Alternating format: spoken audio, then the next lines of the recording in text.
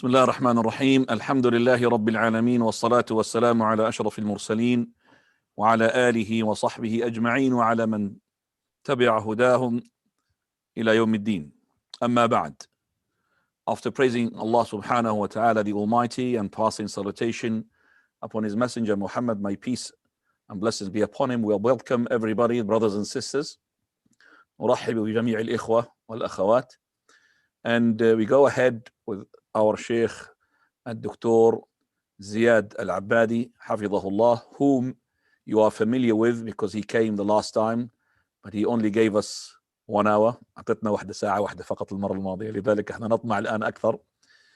And inshallah, we would like the Sheikh to start with giving us a ta'sil regarding the Mawlid of the Prophet ﷺ, and is the celebration an Islamic event. And inshallah there will be a translation, and your translator is the brother Ustad Aqil, whom you are familiar with as well, and I am here as well to help inshallah whenever I'm needed. So let's go ahead with the Sheikh Hafidhahullah and start with him. تفضل يا Sheikh. الحمد لله رب العالمين، والصلاة والسلام على سيد المرسلين وخاتم النبيين سيدنا محمد الهادي الأمين وعلى آله وصحبه أجمعين، ومن دعا بدعوته واستنى بسنته واقتفى أثره إلى يوم الدين، وبعد. يقول الله عز وجل: لا خير في كثير من نجواهم إلا من أمر بصدقة أو معروف أو إصلاح بين الناس، ومن يفعل ذلك ابتغاء مرضات الله فسوف نؤتيه أجرا عظيما، ومن يشاقق الرسول من بعد ما تبين له الهدى ويتبع غير سبيل المؤمنين نوله ما تولى ونصله جهنم وساءت مصيره. باتفاق العلماء لا خلاف بينهم أنه لم يحتفل أهل القرون الأولى، لا الأول ولا الثاني ولا الثالث، لم يعينوا يوما يحتفلون به بميلاد النبي صلى الله عليه وسلم، فما رأينا أبا بكر وما أظن أحدا في أمة الإسلام يحب الرسول كحب أبي بكر للرسول عليه الصلاة والسلام، ولا رأينا عمر ولا عثمان ولا علي ولا بقية العشرة ولا ال20 ولا الصحابة أجمعين، ولا رأينا التابعين ولا رأينا أتباعهم، ولا رأينا الشافعي ولا مالك، ولا رأينا أبا حنيفة ولا أحمد ولا أبا ثور، ولا رأينا الأوزاعي ولا غيرهم من هؤلاء كانوا يحتفلون بمثل هذا، فبهدى هؤلاء نقتدي. جزاك الله خير. تفضل ترجم.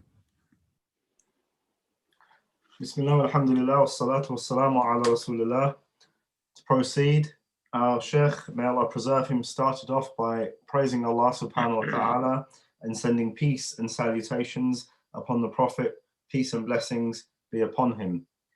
To proceed, our Sheikh began by quoting the verse of the Quran in Surah An-Nisa: indeed, there is no good in most of their secret talks except those encouraging charity, kindness, or reconciliation between people. And whoever does this seeking Allah's pleasure, we will grant them a great reward. And whoever defies the messenger after the guidance has become clear to them and follows a path other than that of the believers, we will let them pursue what they have chosen and burn them in hell. What an evil end. We find when we look to the previous generations, we do not find that any of them celebrated the birthday of the Prophet, peace and blessings be upon him. In the first generation, it wasn't the case. In the second generation, it wasn't the case. And in the third generation, again, it wasn't the case. We do not see that Abu Bakr as-Siddiq, may Allah be pleased with him, And I think that he was the most complete in love for the Prophet, peace and blessings be upon him, from all of those companions. We do not see that he celebrated the birth of the Prophet, peace and blessings be upon him. Then when we look at Umar, and then Uthman, and then Ali, we find that none of them, may Allah be pleased with all of them, celebrated the birthday of the Prophet, peace and blessings be upon him. And when we look at the Imams of guidance who came after them, we look at the Imams like Imam Malik, Imam Abu Hanifa, Imam Shafi'i, and Imam Ahmad ibn Hanbal, Imam Abu Thawr. None of these scholars of Al-Islam celebrated the birthday of the Prophet, peace and blessings be upon him. And through their guidance, we are guided. And through their guidance, we seek guidance. Naam, Shaykhana.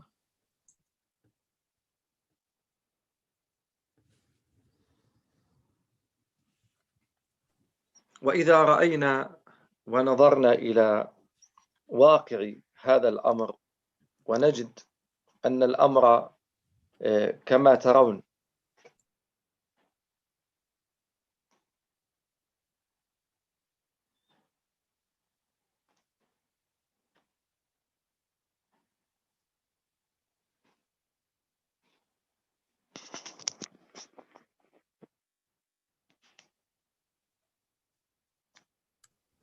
صورتك واضحة شيخ، ما في بأس. واضح الصوت؟ الصوت كان واضح والصورة واضحة. والآن واضحة؟ طيب جدا واضحة. نكمل إن شاء الله. بارك الله فيكم.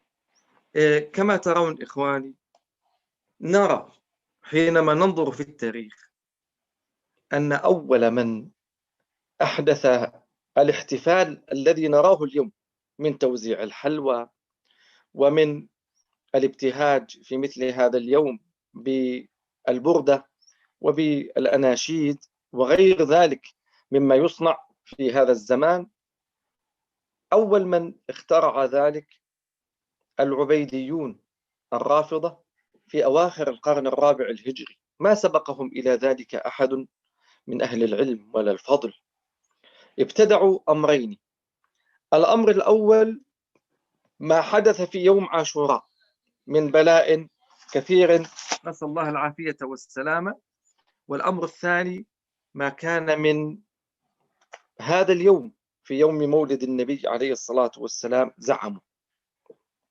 والعجيب إخواني أخواتي، العجيب أن ميلاد النبي صلى الله عليه وسلم اختلف في تحديده العلماء اختلافا شديدا وعظيما. ومن هنا كما ترون إخواني أخواتي، لو كان يحرص سلفنا أن يحددوا لهذا اليوم أمرا يحتفلون به مما يصنع اليوم، لكان اتفاق أو شبه اتفاق على أن ولادته عليه الصلاة والسلام كانت في ذلك اليوم. نعم، نعلم أن غالب العلماء يقول أنه ولد في ربيع الأول، ونعلم أن العلماء جميعا يقولون أنه في يوم الاثنين، لكن في أي يوم من هذا حصل خلاف ونزاع. فلذلك نحن إن كان لنا سلف فسلفنا أبو بكر وعمر وعثمان وعلي، وإن كان لمن يحتفل سلف فسلفهم هؤلاء القوم الذين يسمون بالرافضة العبيديين.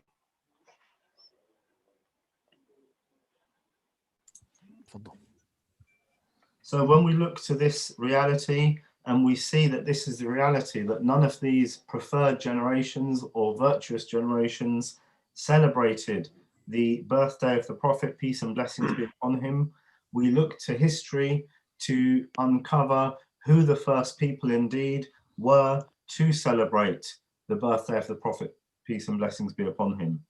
Who was it who brought about these practices of having halwa, having these sweet dishes, having the anashid, these Islamic, so-called Islamic songs? Who was it who did this in the time of, or throughout the course of history? And when we look and we ask this question, we find that it is the Ubaydiyun. Ubaydiyun. Can I just, before you start that, also the ones who had been celebrating with reciting their burda, which is the Sheikh had talked about. Fadal. Yes. Aywa, barakallahu fikum. So the Ubaydiyun were the first to, and they were from the Rafida. These were the first people to invent these practices, and they did so in the 4th century after the hijrah of the Prophet, peace and blessings be upon him.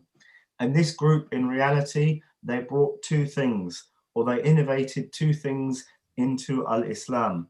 The first of these things was the innovations that are carried out on the day of Ashura, the 10th day of Muharram. Those innovations that are carried out, they were brought about by these people. And the second thing that this group, the Ubaydiyun, brought about was these practices that are done on the day in which they claim to be the birthday of the Prophet, peace and blessings be upon him. And what's amazing and what is really striking when we look at this is that when we look to the precise date of the birthday of the Prophet, peace and blessings be upon him, the ulama, the scholars, have great difference of opinion with regards to the date.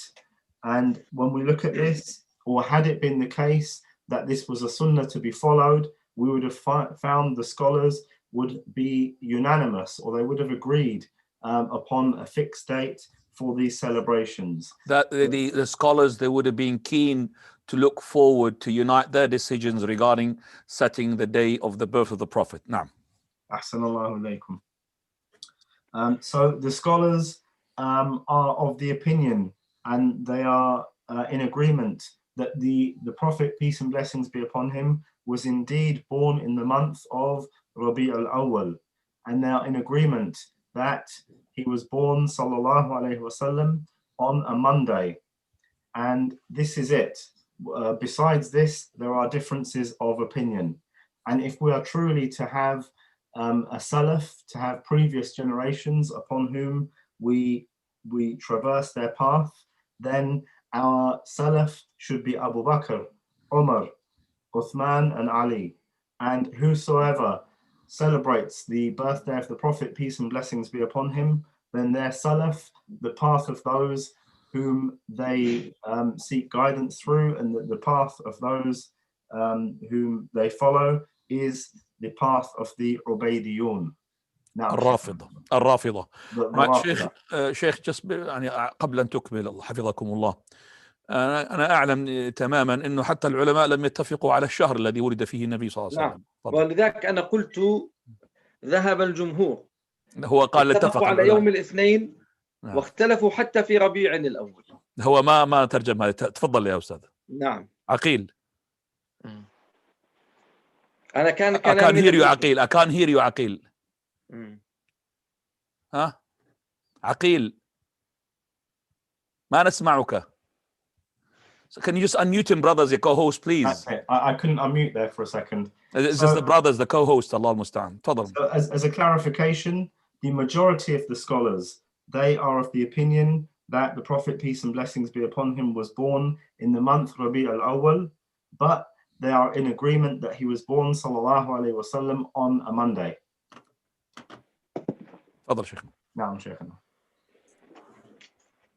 وإن حق لنا أن نحتفل بميلاد النبي صلى الله عليه وسلم فذاك له وجه، لكنه احتفال سني لا بدعي، ونحن نفرح بميلاده، فميلاده خير وبركة للعالم أجمع، واستفاد منه الإنس والجن والعالم أجمع بميلاد النبي عليه الصلاة والسلام.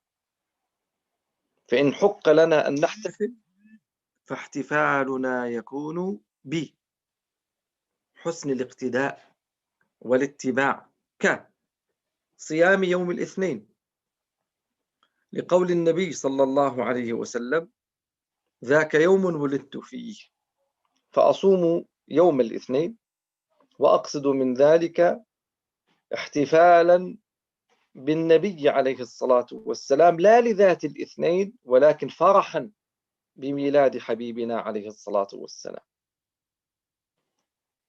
الأمة، وأقولها صراحة، الأمة إذا ضعفت كأمة الإسلام وهزل حالها أصبحت تهتم بالظواهر وتنسى البواطن.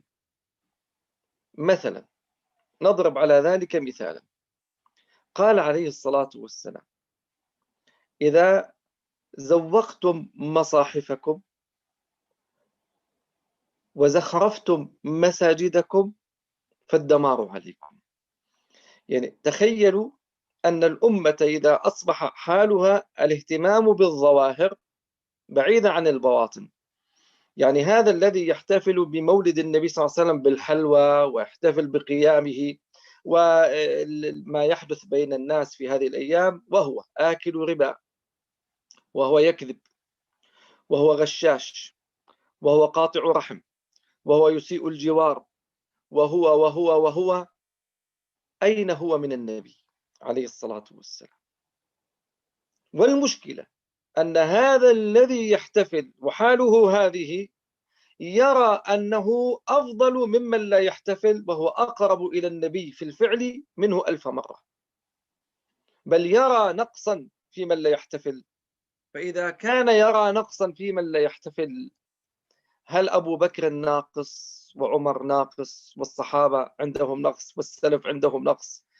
إذا لم يكن من بلاء الابتداع في هذا الاحتفال أن ترى من لا يحتفل ناقصا، أنك تتهم السلف بالنقصان وأنت الكامل، يكفي هذه بلاء. نسأل الله العافية والسلام. أحسنتم. So when we look at the birthday of the Prophet, peace and blessings be upon him, if it was upon us, or if it was worthy of us to celebrate or commemorate the birthday of the Prophet, peace and blessings be upon him, then there is a way in which we do so.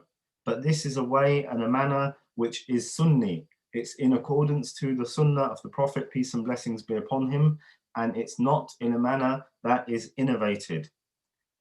And this is because, in actual fact, his birthday, or his being born, sallallahu alaihi wasallam, it was a great benefit.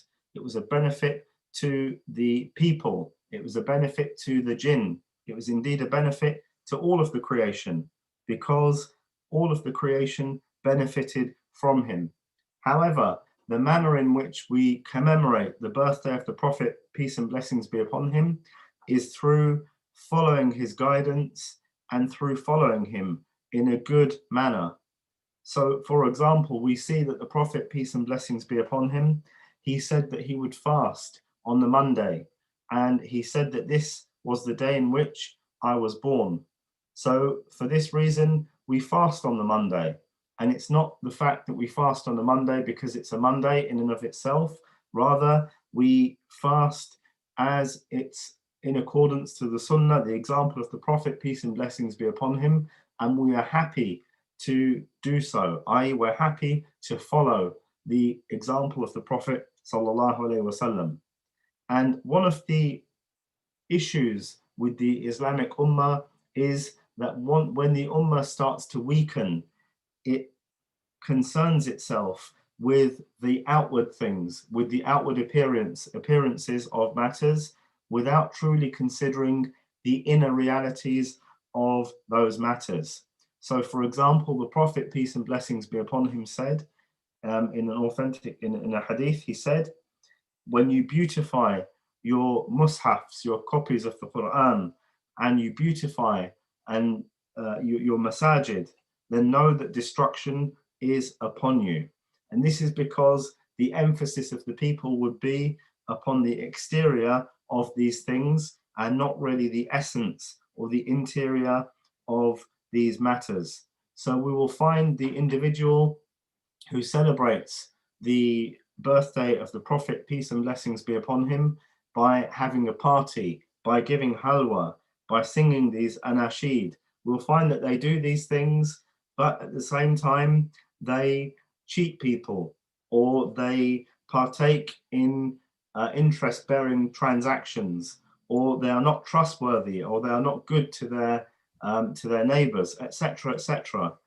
But they will see that they are better than those who follow the guidance of the Prophet, peace and blessings be upon him, but do not commemorate the Prophet's birthday with these celebrations. So they see themselves as better and superior in their love for the Prophet, peace and blessings be upon him, than those who do not celebrate in this way. So we would then ask the question, if this were the case, is Abu Bakr, or was Abu Bakr, may Allah be pleased with him, was he deficient in some way in his love of the Prophet, peace and blessings be upon him, or indeed in his religion? Was Umar deficient in some way with regards to his faith and with regards to his religion? And when we look at it, the issue of the Milad, if this was the only issue that was had with the Milad, i.e. that those who celebrate it demean or look down upon those who do not celebrate it, then this is sufficient in its evil, because it makes the people cast aspersions upon the Salaf, upon the early Muslims. They will look at them with an eye that the Salaf, they did not love the Prophet, peace and blessings be upon him, as they do. أحسنت أحسنت. ما شاء الله. وأما الحديث عن الشبهات التي طرحها من يجيز الاحتفال، وهم عدد ليس بالقليل من الفقهاء المتأخرين كالإمام السيوطي ومن دار حوله وسار معه، ونحن نحترم لا شك أهل العلم والفضل، لكن لا يعني ذلك أننا نوافقهم في كل ما يقولون، ونحن لسنا مع من يحتفل وذكروا هناك شبهات، فمن أحب أن يرجع إلى هذه الشبهات. الحديث في هذه الشبهات حقيقة، وأنا يعني قد اطلعت عليها، قد تصل إلى 20 شبهة أو أقل من ذلك بقليل، والرد عليها طويل، لكن يكفينا هذا التأصيل. إن كان قدوتي في عدم الاحتفال فأبو بكر ومن معه، وإن كان قدوتكم في الاحتفال فيكفيكم أن يكون العبيديون الفاطميون قدوتكم، ويكفينا هذا. أما الشبهات التي طرحت كصيام يوم الاثنين الذي ذكرناه ذاك يوم ولدت فيه، وغير ذلك من الأمور التي ذكرها بعض الفقهاء كالإمام السيوطي وغيره، فنحن العلماء ردوا عليها وبينوا أن هذه شبهات لا مقام لها في القوة ولا درجة لها في الصحة، والله أعلم. ويكفينا ما ذكرناه هنا حتى نفسح المجال لأمور أخرى. بارك الله فيك. أحسنت. And when we look to the doubts that are raised by those who celebrate the birth of the Prophet, peace and blessings be upon him, we see that indeed there are some doubts that were brought by legitimate imams of al-Islam, like the likes of al-Imam as-Suyuti, may Allah be pleased with him. He brings some of these questions that cause doubts about the birth of the Prophet, celebrating the birth of the Prophet, peace and blessings be upon him. And we say that in these circumstances and these instances that we respect the people of knowledge and we respect the people of virtue. However, this does not mean that we have to agree with what they say in terms of these issues. And when we look in detail to the doubts that are brought by those who celebrate the Mawlid, we see that there are around 20 doubts, or maybe a little less than 20. And to look at each of these doubts, and they're like what we mentioned, the fasting on the Monday. This is an example of one of the doubts. To look at them, all of these 20, and to respond or refute all of them, this will take a long time. However, what's sufficient for us is this fundamental principle that we've looked at and that we've built in this sitting. And that's this, that those who do not celebrate the birthday of the Prophet, peace and blessings be upon him, with these celebrations, Their example in not doing so is Abu Bakr. May Allah be pleased with him. And those on the other side who make these celebrations, their example in doing so is the Ubaydiyun. So this is sufficient as a principle to refute the idea of celebrating the birthday of the Prophet, peace and blessings be upon him. And when we look at the doubts that have been brought, these 20 or a little bit less doubts, when we look at them, we see that the scholars of Al-Islam, indeed, they have refuted them and they've spent time in refuting them. And when you look at the doubts, we see that there is no strength in them and Allah knows best. We will stop here as relates to discussing the Mawlid, such that we can open the floor for questions. He mentioned something regarding the doubts here, Aqil, which is to do with, he said, like, for example, fasting al-Ithnain, and this is a day upon which I was born. Did you translate that or you forgot? I mentioned that a little bit. I mentioned it just after the first 20. I just mentioned it as a doubt, the fasting of the Monday. Khair, inshallah. Hafizakumullah. Jazakallah khair. Okay, inshallah, we'll have another moment. We open the questions for you. Please put your hands up.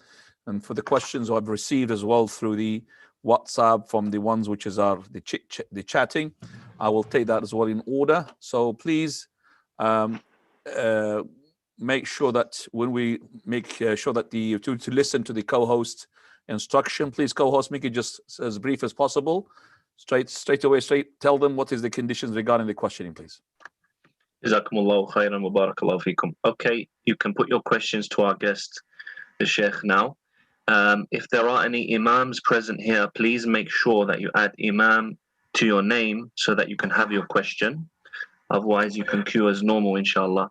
If there are any sisters who wish to send their question written, you can send it on the chat now to questions admin 1, and we'll get your question to the Sheikh. Please go ahead, Hudhaifa.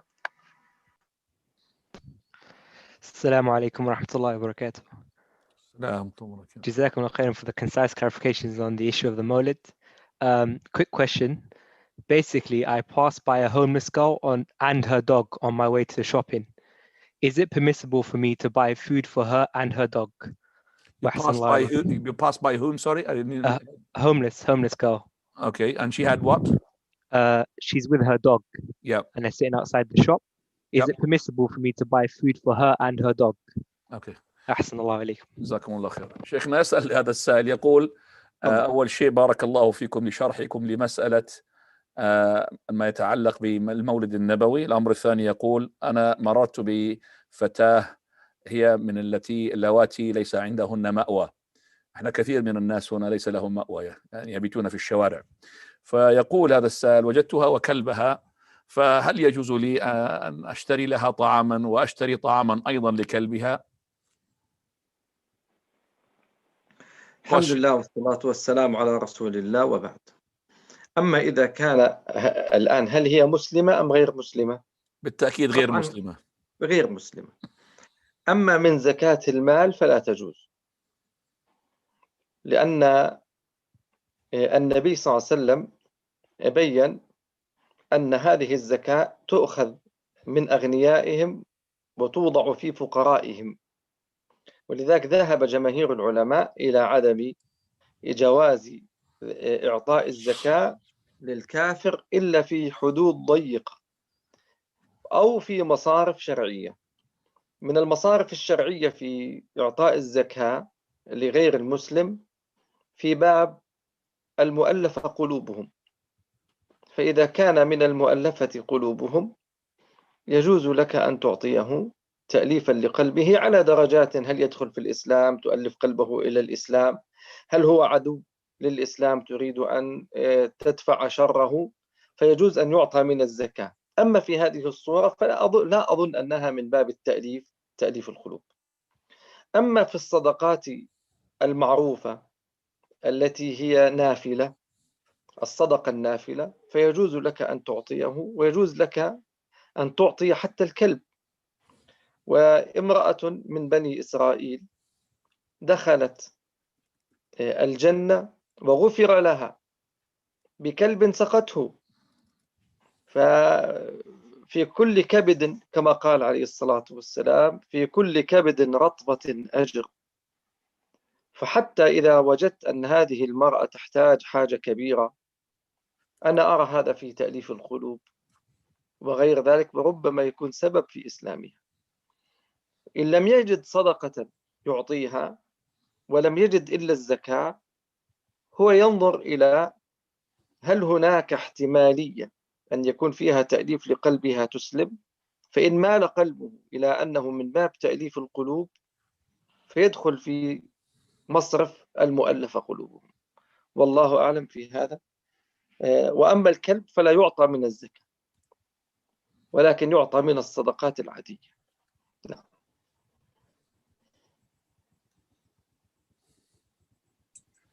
After praising Allah and sending peace and salutations upon the Prophet, peace and blessings be upon him, our Sheikh, first he wanted to ascertain whether or not this young lady was Muslim. And when it was said that it was pretty sure that she was not a Muslim, he said, with this being the case, then giving her from the zakatul mal is something that's not permissible. This is because the Prophet, peace and blessings be upon him, when he explained the giving of the zakah, he said that this is wealth that should be taken from their rich and given to their poor. So from this wording, the majority of the scholars, they use it as an evidence to say that the zakah, it cannot be given to someone who is non-Muslim. However, it may be given to non-Muslims when there are certain criteria that are fulfilled and in certain circumstances. So for example, those whose hearts are close to becoming or close to turning to Al-Islam, if the zakah is paid and they're given some wealth that encourages them towards Al-Islam, this is a circumstance in which zakah can be given legitimately to those who are not Muslim.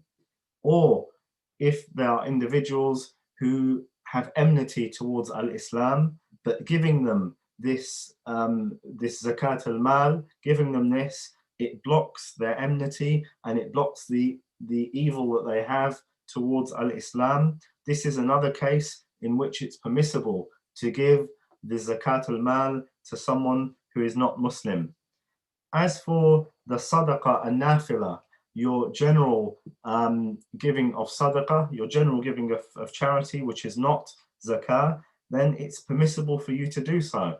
And it's permissible for you to even give this optional charity even to her dog. And we remind you of the hadith whereby a woman from Bani Israel, she entered the paradise through giving a dog water. So she entered the paradise through this act. And the Prophet, peace and blessings be upon him, said that indeed with every kidney there is ajr, there is reward. So for everything that you feed from the animals that benefit from them, correct me if I'm wrong, Sheikh Abu Suhaib, this is the hadith, that there is في كل كبد رطب أجر, meaning kabid here is like a live person, a live species, and kabid is a liver, by the way, it's not kidneys. liver. So the kabid means like something which is alive, then there is a reward when you give it. So whether it is a human being or it is an animal species. Now,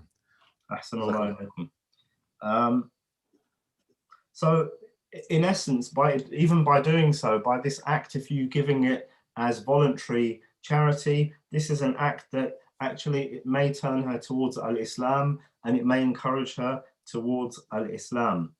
And in actual fact, there is a possibility that she may be from those people that we mentioned who, if you were to give the charity to, that there were to be, if she was from these people. Basically, the Sheikh said that if the person did not have any money from sadaqah except for the zakah, then the person should look at the possibility that maybe she could come under the category of al-mu'allafa qulubuhum. Maybe giving her money from the zakah would turn her to Islam. But he said, however, the dog could not receive this this money in zakah, if that were the case. شيخ حتى ما شاء الله السؤال أنت أجبتموه من جميع الأطراف. فلو كانت هذه المرأة أو هذا الشخص غير مسلم فماذا يكون الجواب حتى نشير إلى عدم جواز اقتناء الكلاب؟ تفضل شيخنا. الآن الحديث عن قضية اقتناء الكلب لا يعني يجوز اقتناؤه ولا يجوز اقتناؤه. لا أنا أريد أن أقول لو كان هذا الشخص الذي هو ليس له مأوى كان مسلما، لأنه كان الحديث أنه غير مسلم. لو كان مسلما تفضل شيخنا. حتى لو كان مسلما والكلب جائع وهو جائع يجوز أن تعطيه. نعم. لأن الحكم على الأشياء في البدايات ليس كحكمه عليه في المآلات. يعني لو أن إنسانا سارق ولا يكاد يموت من العطش، هل يجوز أن أشربه ماء؟ هل يجوز أن نطعمه؟ نقول الحكم عليه في البدايات ليس كالحكم عليه في المآلات. وبالتالي هذا الكلب مع بياننا أنه لا يجوز أن يقتنى إلا لي ما كان الشرع أباحه، كقول النبي عليه الصلاة والسلام: من اقتنى كلبا غير كلب زرع أو صيد نقص من أجره كل يوم مقدار قيراط. القيراط كجبل أحد من كل يوم. ولذلك العلماء أجازوا اقتناء الكلب في حالات مثل الصيد، مثل الحراسة، مثل الزراعة. يعني يكون هناك هدف من اقتناء هذا الكلب وفائدة من اقتناء هذا الكلب. أما مجرد ما يحدث في العالم اليوم الاقتناء لذات الاقتناء فحين ذاك يكون الأمر حراما. لكن هب أنه اقتنى هذا ووجدته على هذه الحالة التي تراه، هل أطعم الكلب ولا ما أطعمه؟ أطعمه. نعم. شيخنا بارك الله فيكم، لفظة الحديث من اقتنى كلبا من I will translate that. Just go and translate. Don't worry. I will translate when you come to the hadith. So the Sheikh Abu Suhaib then asked Sheikh Ziyaad, how would this circumstance change if this person, the homeless person, was Muslim? So the Sheikh Ziyaad, hafidhahullah, he mentioned that it's still permissible to give this individual, even if they were to have a dog. And he mentioned this principle that the ruling of or the ruling is based on the current status and it's not dependent on the initial status. And he gave an example to bring this to life a bit. And he said, so for example, if there's an individual who's a thief, if they were dying of thirst, would you not give them water? And of course, the implicit answer is yes, that we would. And we would not cut off from giving them water just because they have stolen or it's been established that they are a thief. And then he mentioned the hadith of the Prophet, peace and blessings be upon him, that whosoever keeps a dog for other than hunting and guarding purposes, then they're deficient or they lose the ajr of a qirat. Okay, the dog is being mentioned, the one which is not for farms, as غير كلب زرع, farms or for hunting. تفضل. Barakallahu fikum. So whosoever takes a dog for other than hunting and farming, then from them the amount of a qirat, and the qirat is it's a great deal. They lose a great deal of reward every single day for doing so. It's the equivalence of the mountain of Uhud. Barakallahu fikum. So taking a dog for other than these purposes is something that is not permissible. Barakallahu fikum, Shaykhana. And so the Shaykh saying basically to have a dog not for the sake of having the dog is permissible for a benefit, like for example that to hunt or for farming or for guarding, all these types of dogs, or even for leading the blind. This is addition from myself. All of those purposes of the dogs, no problem to have them, but for having the dog, for just having the dog, that's not permissible, like the people they do these days. So if this dog, even though it is not permissible for that person to have, and he's not coming under those categories which the Sheikh said is permissible, like the farming and the guarding, even that dog is not permissible to have for that person. Still, we have to feed the dog if he is hungry. No. Sheikh, تفضل يا أحمد. تفضل. Ahmad Muslim? Shaykhana, can we go to Imam Abu Umama? Yalla, can you just take over from me when I said Ahmad? Yalla Abu Umama. السلام عليكم ورحمة الله وبركاته. السلام ورحمة الله وبركاته. أولا أشكر القائمين على هذا الجهد المبارك في تنسيق اللقاءات مع العلماء الربانيين في وقت قلما نجد أن من يهتم بالعلماء الربانيين أو يرتبط بهم. وثم أشكر الشيخ الدكتور زياد العبادي ما شاء الله على هذا اللقاء المفيد المحتاج لطلبة العلم والعوام أيضا. فضيلة الشيخ، أنا سؤالي يتعلق بظاهرة اتخذتها الناس أو اتخذتها العوام، بل الدعاء أيضا في بريطانيا وفي الغرب خاصة، ألا وهي أنهم يشجعون العوام حتى طلبة العلم بأخذ قدوة أو أسوة من هو مجاهر بالمعصية، وأيضا يقللون من شأن أو من تعظيم حرمات الله. فأعطيكم المثال، الآن قبل أسبوعين كانت هناك ملاكمة بين شخص وهو مسلم ما شاء الله ملتزم، فلا نزكي على الله أحد، لكن هي الملاكمة كما العلماء قالوها إنها محرمة لأن الضرب في الوجه يقصد في هذه الملاكمة على ما يسمى ب MMA. فالدعاء وطلبة العلم والعوام الآن يشجعون الجميع خاصة الشباب أن يتخذوا هذا الشخص كقدوة. فما نصيحتكم وما رأيكم في هذا؟ وجزاكم الله خيرا.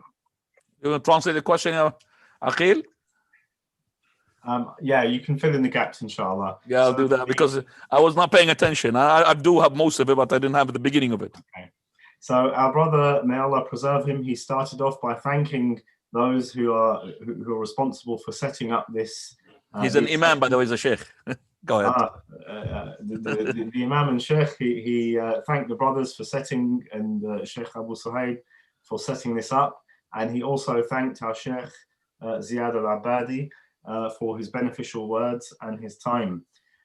He asked, I'm asking about a phenomenon that's reached us here in this country, whereby there are callers to Al-Islam and there are Muslims who encourage the youth to take individuals who are partaking in haram as examples. And the Sheikh who was asking, may Allah preserve him, he said, I'll give an example of this. He said a couple of weeks ago, there was a boxing fight, I think an MMA fight, and it was probably Khabib.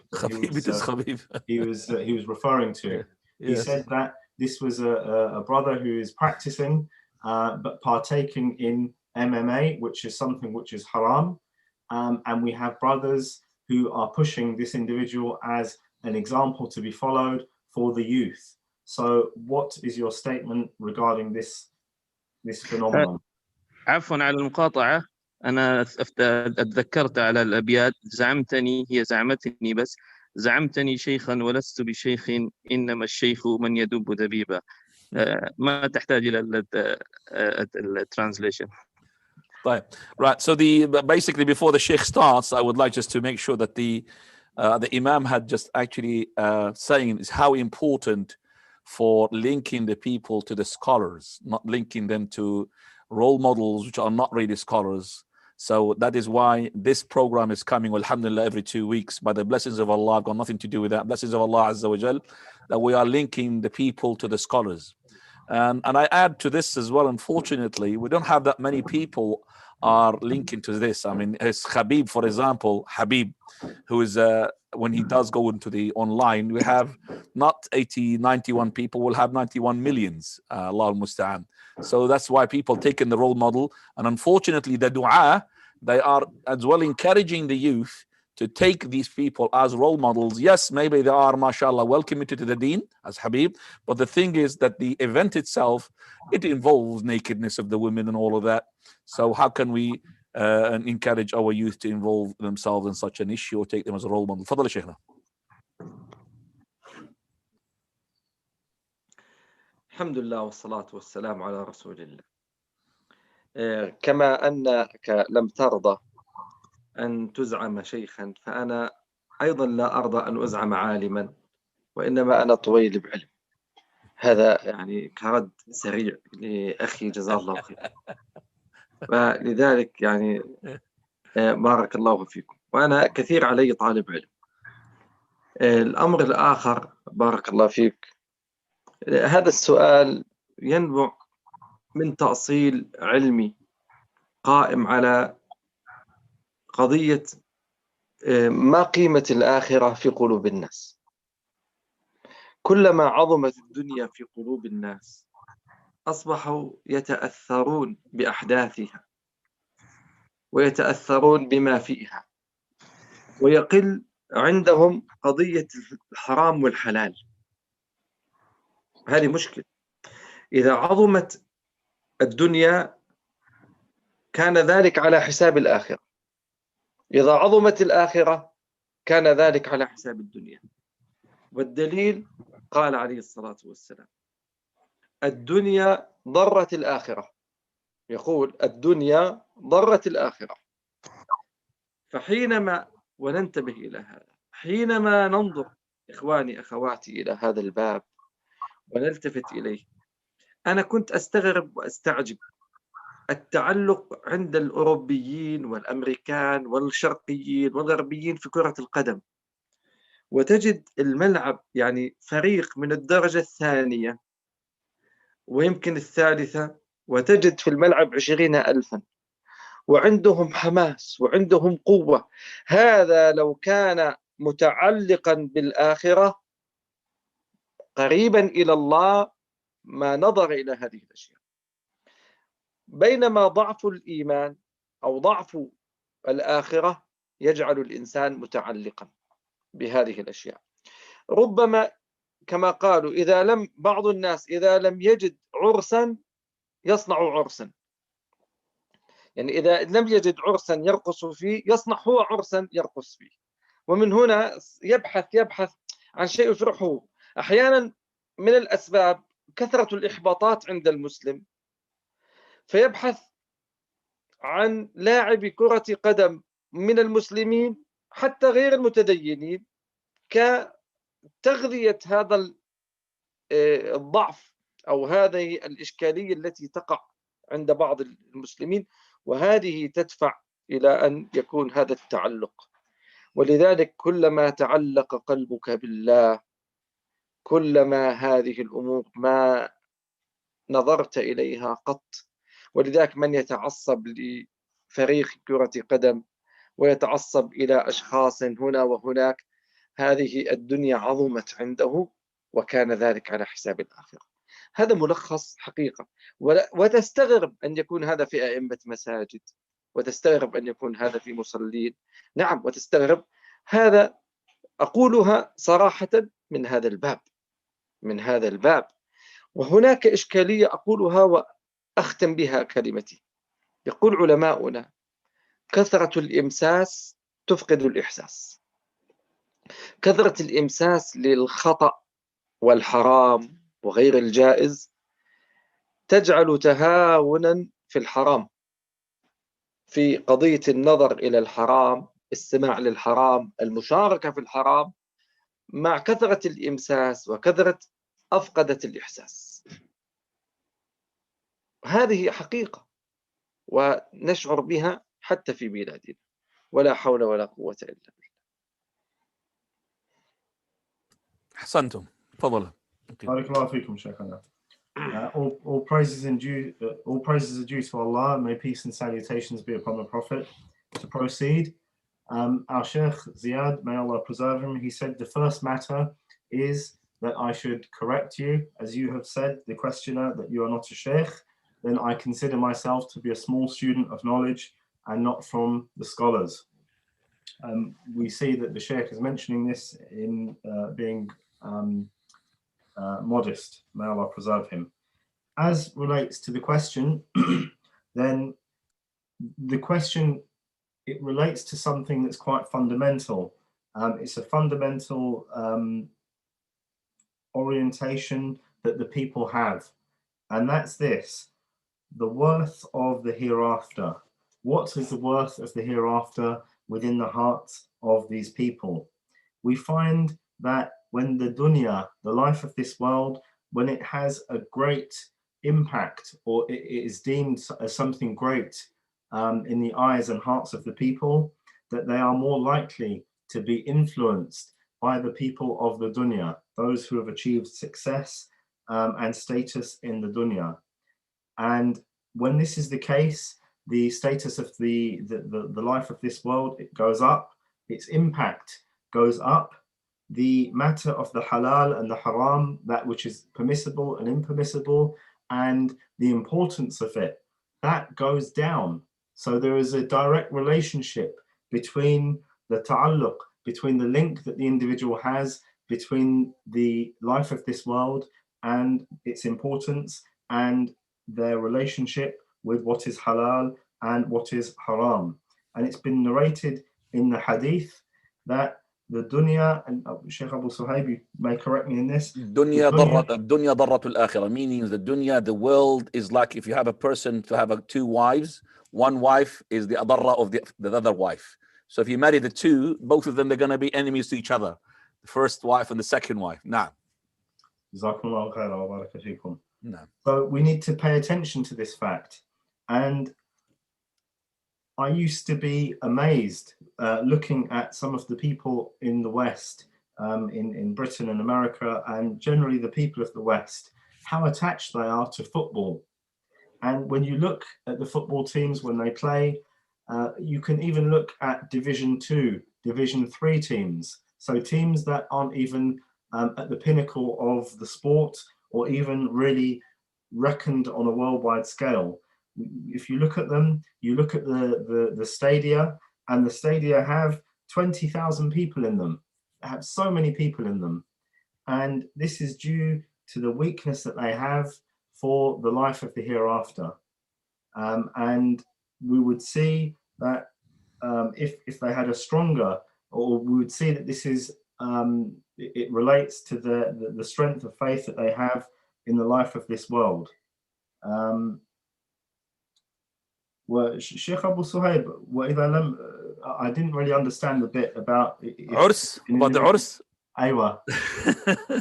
Okay, right. The Sheikh is saying basically that the weak link of the lingering of the person on the akhirah, when you linger onto the akhirah in a weak way, that would make this person indulge into such things, that is to watch football and watch and take role models of these people.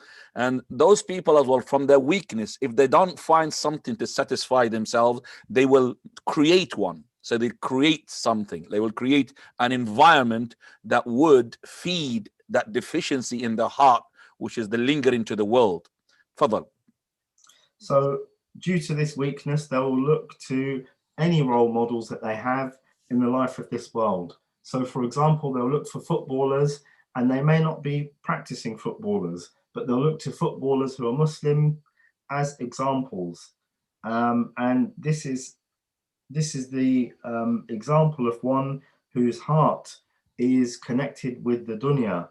However, as much, or when an individual's heart is connected with Allah, then we see that they do not give, or this heart does not give status or rank or any weight to the dunya or these kinds of things. And kathratul imsas. You'll be amazed as well that this, you find it even amongst the imams, even amongst the people who pray, that the imams themselves, the weakness that would make them to connect themselves to the dunya by watching these things. And then the Sheikh, he said, kathratul imsas tufkidul ihsas. Go ahead, what does that mean, ya Akhil? So it's basically, the meaning is that when you carry out evil deeds, means when you put yourself in connection to the dunya too much, imsas, you are touching everything, you are possessing everything, that would make you to lose your feeling towards what you're doing, to how impact those things on your heart. That's why you lower your guard. Nah. Yeah.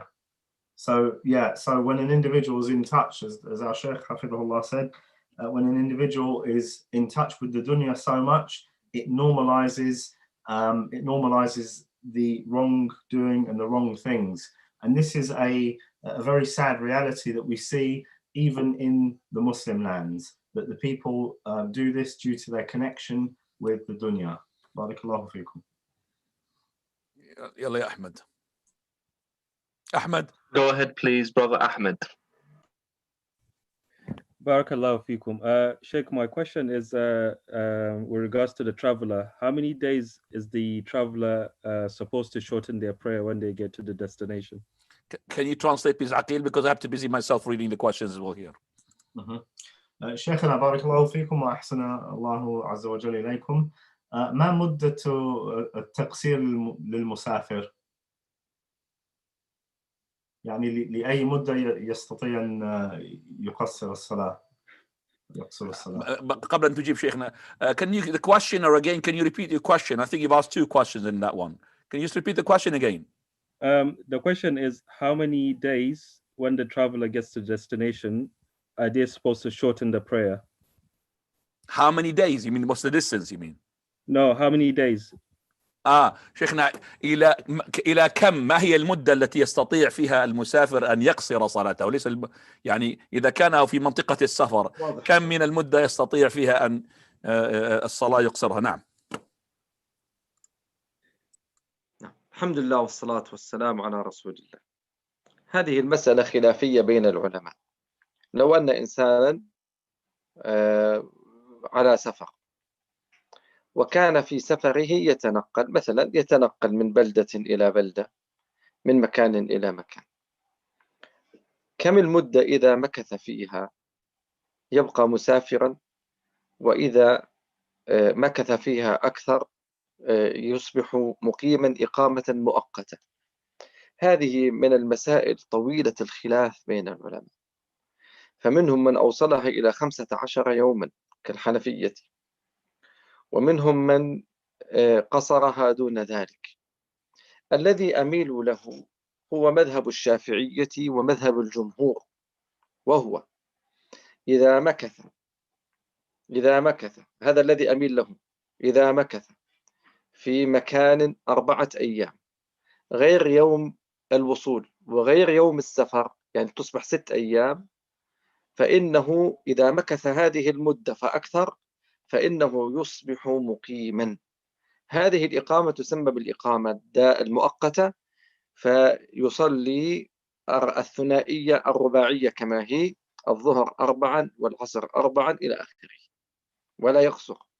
أما إذا مكث دون المدة التي ذكرتها فحين ذاك يبقى يجمع ويقصر.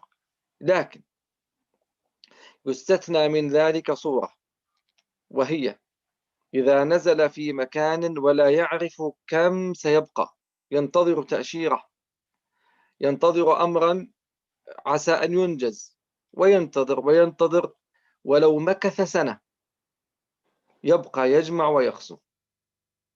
إذا كان ما حدد الإقامة وهو غدا يسافر، بعد غدا يسافر، غدا يسافر، يبقى يجمع ويقصر على الراجح من أقوال أهل العلم. هذا الذي أميل له، والمسألة خلافية ولا نص فيها صريح، ولو كان فيها نص صريح لخف الخلاف، لكن لأجل عدم وجود نص صريح وجدنا هذا التنازع بين أهل العلم، والله. بارك الله فيكم وأحسن الله عز وجل إليكم. So in response to this, all praises are due to Allah. May peace and salutations be upon the Prophet.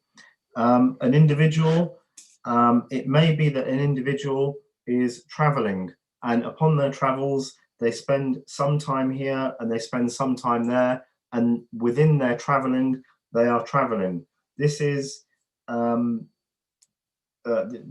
this person is considered to be a traveler, and the determination of the period of their staying when they're traveling, each of these periods, this is a long and lengthy difference of opinion that the scholars have.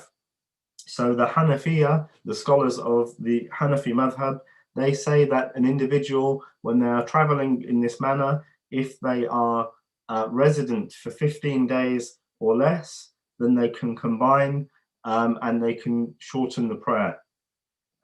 However, the opinion that I incline towards is the opinion of the Shafi'iyya, the scholars of the Shafi'i madhab, and the majority of the scholars is that if an individual were to stay in a place for 4 days, but these are 4 days, not counting the day of their arrival and the day of their departure. So in essence, it's 6 days. If an individual is there for 6 days, they can, 6 days or less, they can combine and they can shorten the prayers. However, if they are there and resident for above 6 days, then they become someone who is resident. Their ruling becomes someone who is resident. However, we see that there is an exception to this, and that's if the individual, they go to a place, they're traveling, they go to a place, and they're not sure how long they will stay in that place. So it might be, for example, they're waiting for a visa to be released. So from day to day, they're living day to day. They're not sure, will I travel tomorrow? Will I get news that I'll have to go? Can I go? And they could remain in this state, even if it's for a year, but they're not sure how long they'll be residing in that place. In this instance, they're allowed and it's permissible for them to combine the prayers and to shorten the prayers in this circumstance. And it's important to note that in this matter, there is no explicit textual evidence that details this and defines this. And for this reason, we see that there is difference between the scholars as relates to it. And if it were the case that there was an explicit text to explain it, this difference would be very, very much less. Right, we just go to the question, inshallah, from the panel. Could be sisters, it could be brothers. First question is the question regarding, I think a sister, she's asking the question. She's saying, or he's saying, is it allowed for me to sign up to a petition or pension scheme plan if I was not automatically given one from the government? هل يجوز لهذا الشخص أن يوقع على الضمان الاجتماعي إذا لم يكن هناك ضمان اجتماعي أوتوماتيكي من قبل الحكومة؟ هل يجوز له أن يوقع على ذلك؟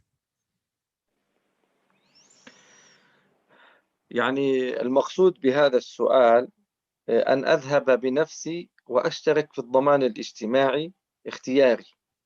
أي نعم، هو لا تذهب بنفسك وستأتيك الأوراق وأنت تعبئها، هذا هو المقصود. أنني مخير. نعم. أما الضمان المخير فلا يجوز. طيب هذا خلاص جواب السؤال، تفضل. نعم. على هذا جمهور العلماء. أحسنت. تفضل يا. The majority of the scholars are of the opinion that this type of pension, if it's a voluntary scheme that you can opt in or opt out of, that it's not permissible. السؤال الذي يليه, the question after that, the questioner is saying, if a non-Muslim needs money for their sick dog, can you give it from your zakah to save the dog and make that person love Islam? هذا السؤال مرتبط بالسؤال الذي يتعلق بالكلب وذلك الشخص الذي ليس له مأوى. تقول لو كان هذا الشخص غير مسلم ويحتاج إلى مال حتى ينقذ كلبه من الموت، فهل يجوز لي أن أعطيه من الزكاة إذا لم يكن عندي صدقة حتى ينقذ كلبه؟ كذلك هذا سيجعل في قلب ذلك الشخص حبا للإسلام، هل يجوز ذلك؟ على سبيل الفرض أنه لا يوجد إلا زكاة مال، وهذا مستبعد. يعني أنا أستبعد لمن عنده زكاة مال ليس عنده صدقات عادية. لا، هو المقصود شيخنا الكلاب هنا أموال طائلة. يعني مثلا نقول العملية تكلف فوق 1000 دينار، أي أقل عملية للكلب.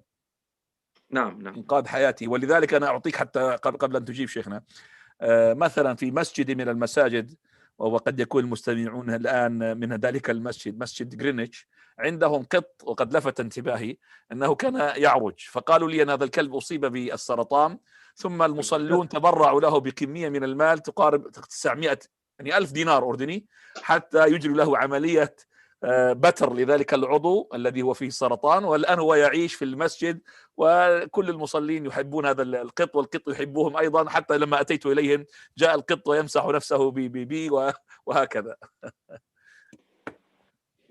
نعم. يعني إذا كان لم يبقى في المسلمين من هو يحتاج إلى طعام وشراب، والحمد لله يعني جميع المسلمين ما شاء الله أوضاعهم طيبة، والزكوات وزعت على المستحقين، وفضل من زكاة المال مثل هذه الأمور، وهي أمور، وأنا أتكلم بشيء خيالي طبعا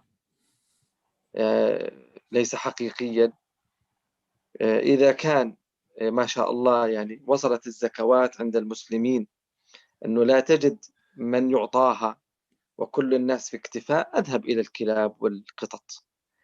أما إذا كان من الصدقات المعتادة النافلة فالأمر فيها سعة، هذه ترجع إلى صاحبها.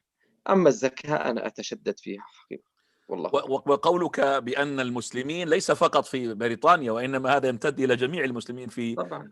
نعم هاي المضمونة. نعم. وأقول حتى يعني عفوا كم من المسلمين في بريطانيا وفي غيرها من الدول الأوروبية من لا يجد لقمة الخبز، وأنا يعني نسمع بأناس لأن الحياة غالية ومكلفة، فأي مشكلة عنده ربما يكون الوضع يعني سيئا جدا في هذا، يعني والله أعلم. نعم.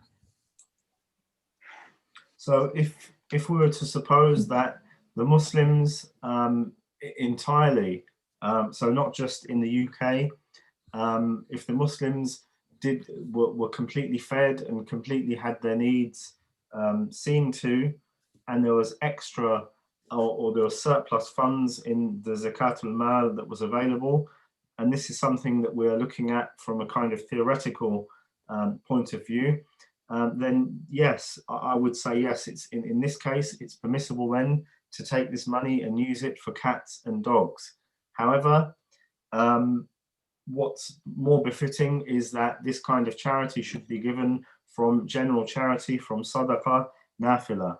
And also we need to appreciate the fact that there are Muslims, even in Britain, who are living in poverty. So with this being the case, they are more deserving of the zakat al-mal than this dog is worthy. And Allah knows best. So there is more leniency as relates to the sadaqah, to the general charity, than there is in the giving and the allocation of the zakah. And Allah Ta'ala knows best. أحسنت. السؤال الذي يليه, question after that. Muslim sister has a husband. Is her husband mahram to her father's girlfriend? الله المستعان. تقول امرأة مسلمة لها زوج، هل يكون زوجها محرما لخليلة أبيها؟ يعني girlfriend، يعني أبوها عنده خليلة وليس عنده زوجة، فهل يكون هذا زوجها خليل يعني محرم لتلك المرأة؟ الله المستعان. فهمت السؤال شيخنا؟ فهمت، لكن يعني أبوها يتخذ خليلة، يتخذ امرأة ليست زوجة ينام معها والعياذ بالله، هو مسلم، فهل هذا الزوج زوجها يصبح؟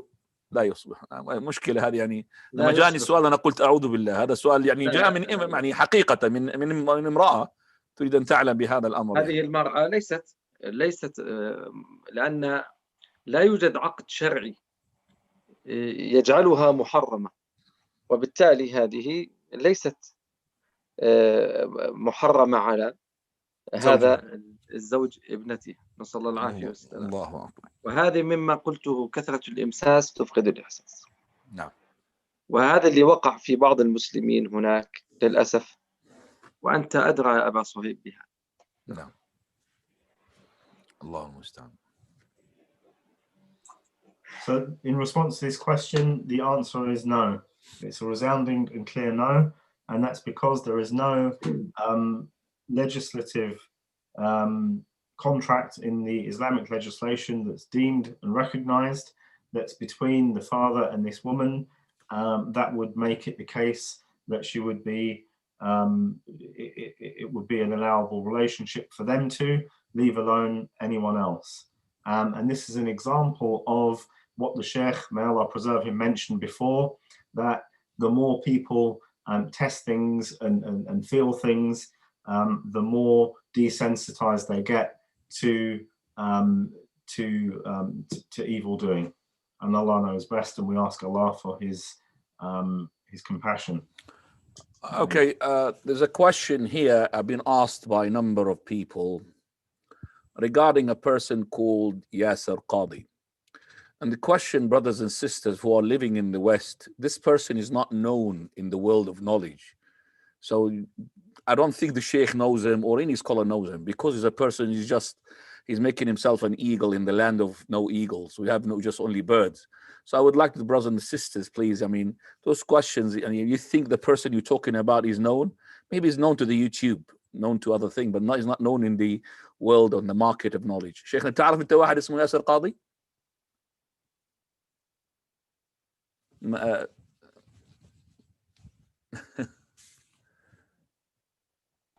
أسمع به لكن ما يعني ليس بتلك تفضل. Okay. Sheikh, he said I've heard about him, I don't know him. ما تعرفه. طيب. لا، هم يسألون عن حقيقة هذا الشخص وعن يعني هل يجوز لنا أن نستمع له. أنا أعرفه أكثر منك يا شيخ، لأنه تفضل أجب أنت.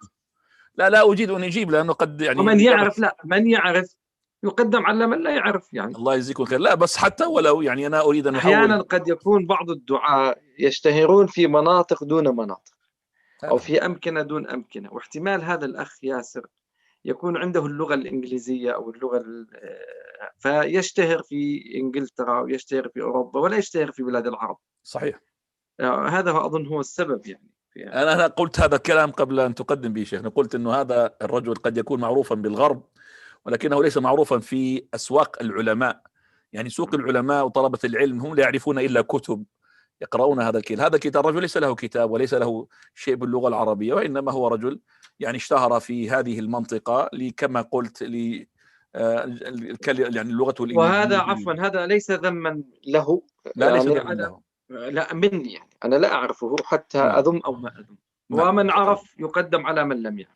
نعم، وأنا أتحفظ في الإجابة عن هذا السؤال، لذلك ننتقل إلى سؤال آخر. أخ فيصل إبراهيم، تفضل. Right. So Sheikh, when we hear the name of a scholar who's no longer alive, we say Rahimahullah. When we hear the name of a scholar that's alive, we say Hafizahullah. What is the origin of those statements? Is it from the Prophet, peace be upon him, or from the companions, or is it from later scholars as a way of honoring and praising the people of knowledge?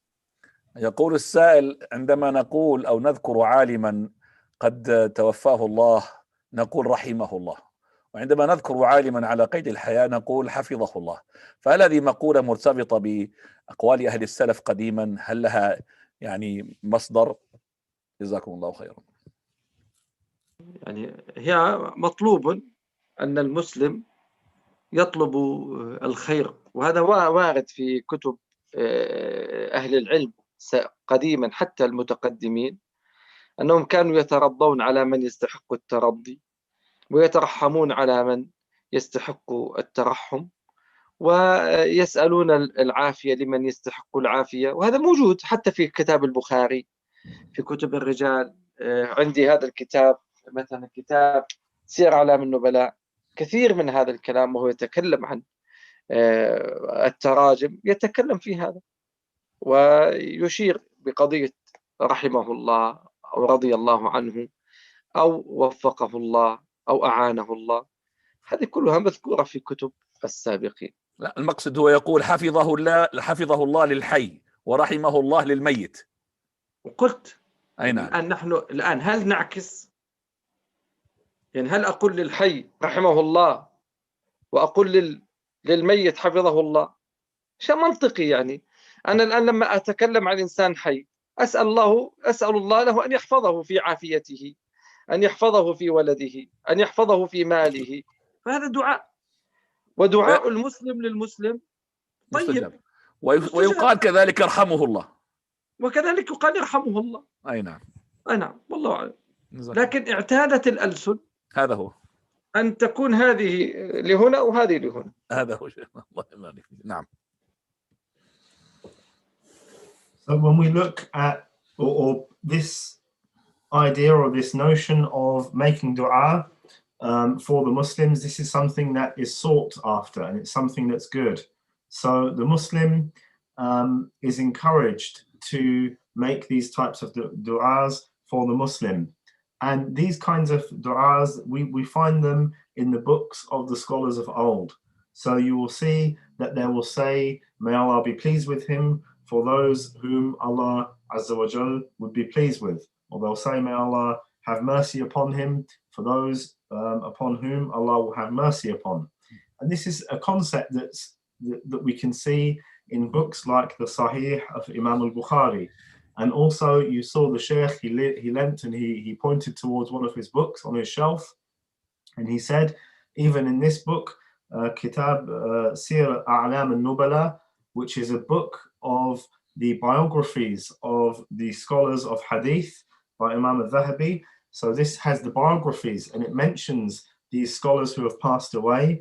And we see that in mentioning the biographies, he would say, may Allah have mercy upon him, may Allah be pleased with him, etc., etc. And we will see in their books, they will say, may Allah give him success where it's applicable. And as for this concept of saying Hafidhullah, or which means may Allah preserve him for the ones who are alive, then yes, this is a dua that we make, that Allah will preserve them in their self, in their knowledge, in their families, etc., etc. And this saying this for the scholar who is alive and saying may Allah have mercy upon him for the scholar who has passed away, this is a kind of thing, or it's a custom that the scholars and the people of knowledge have come used to. But it's permissible and it's wholly acceptable to say, may Allah have mercy upon an individual who is alive.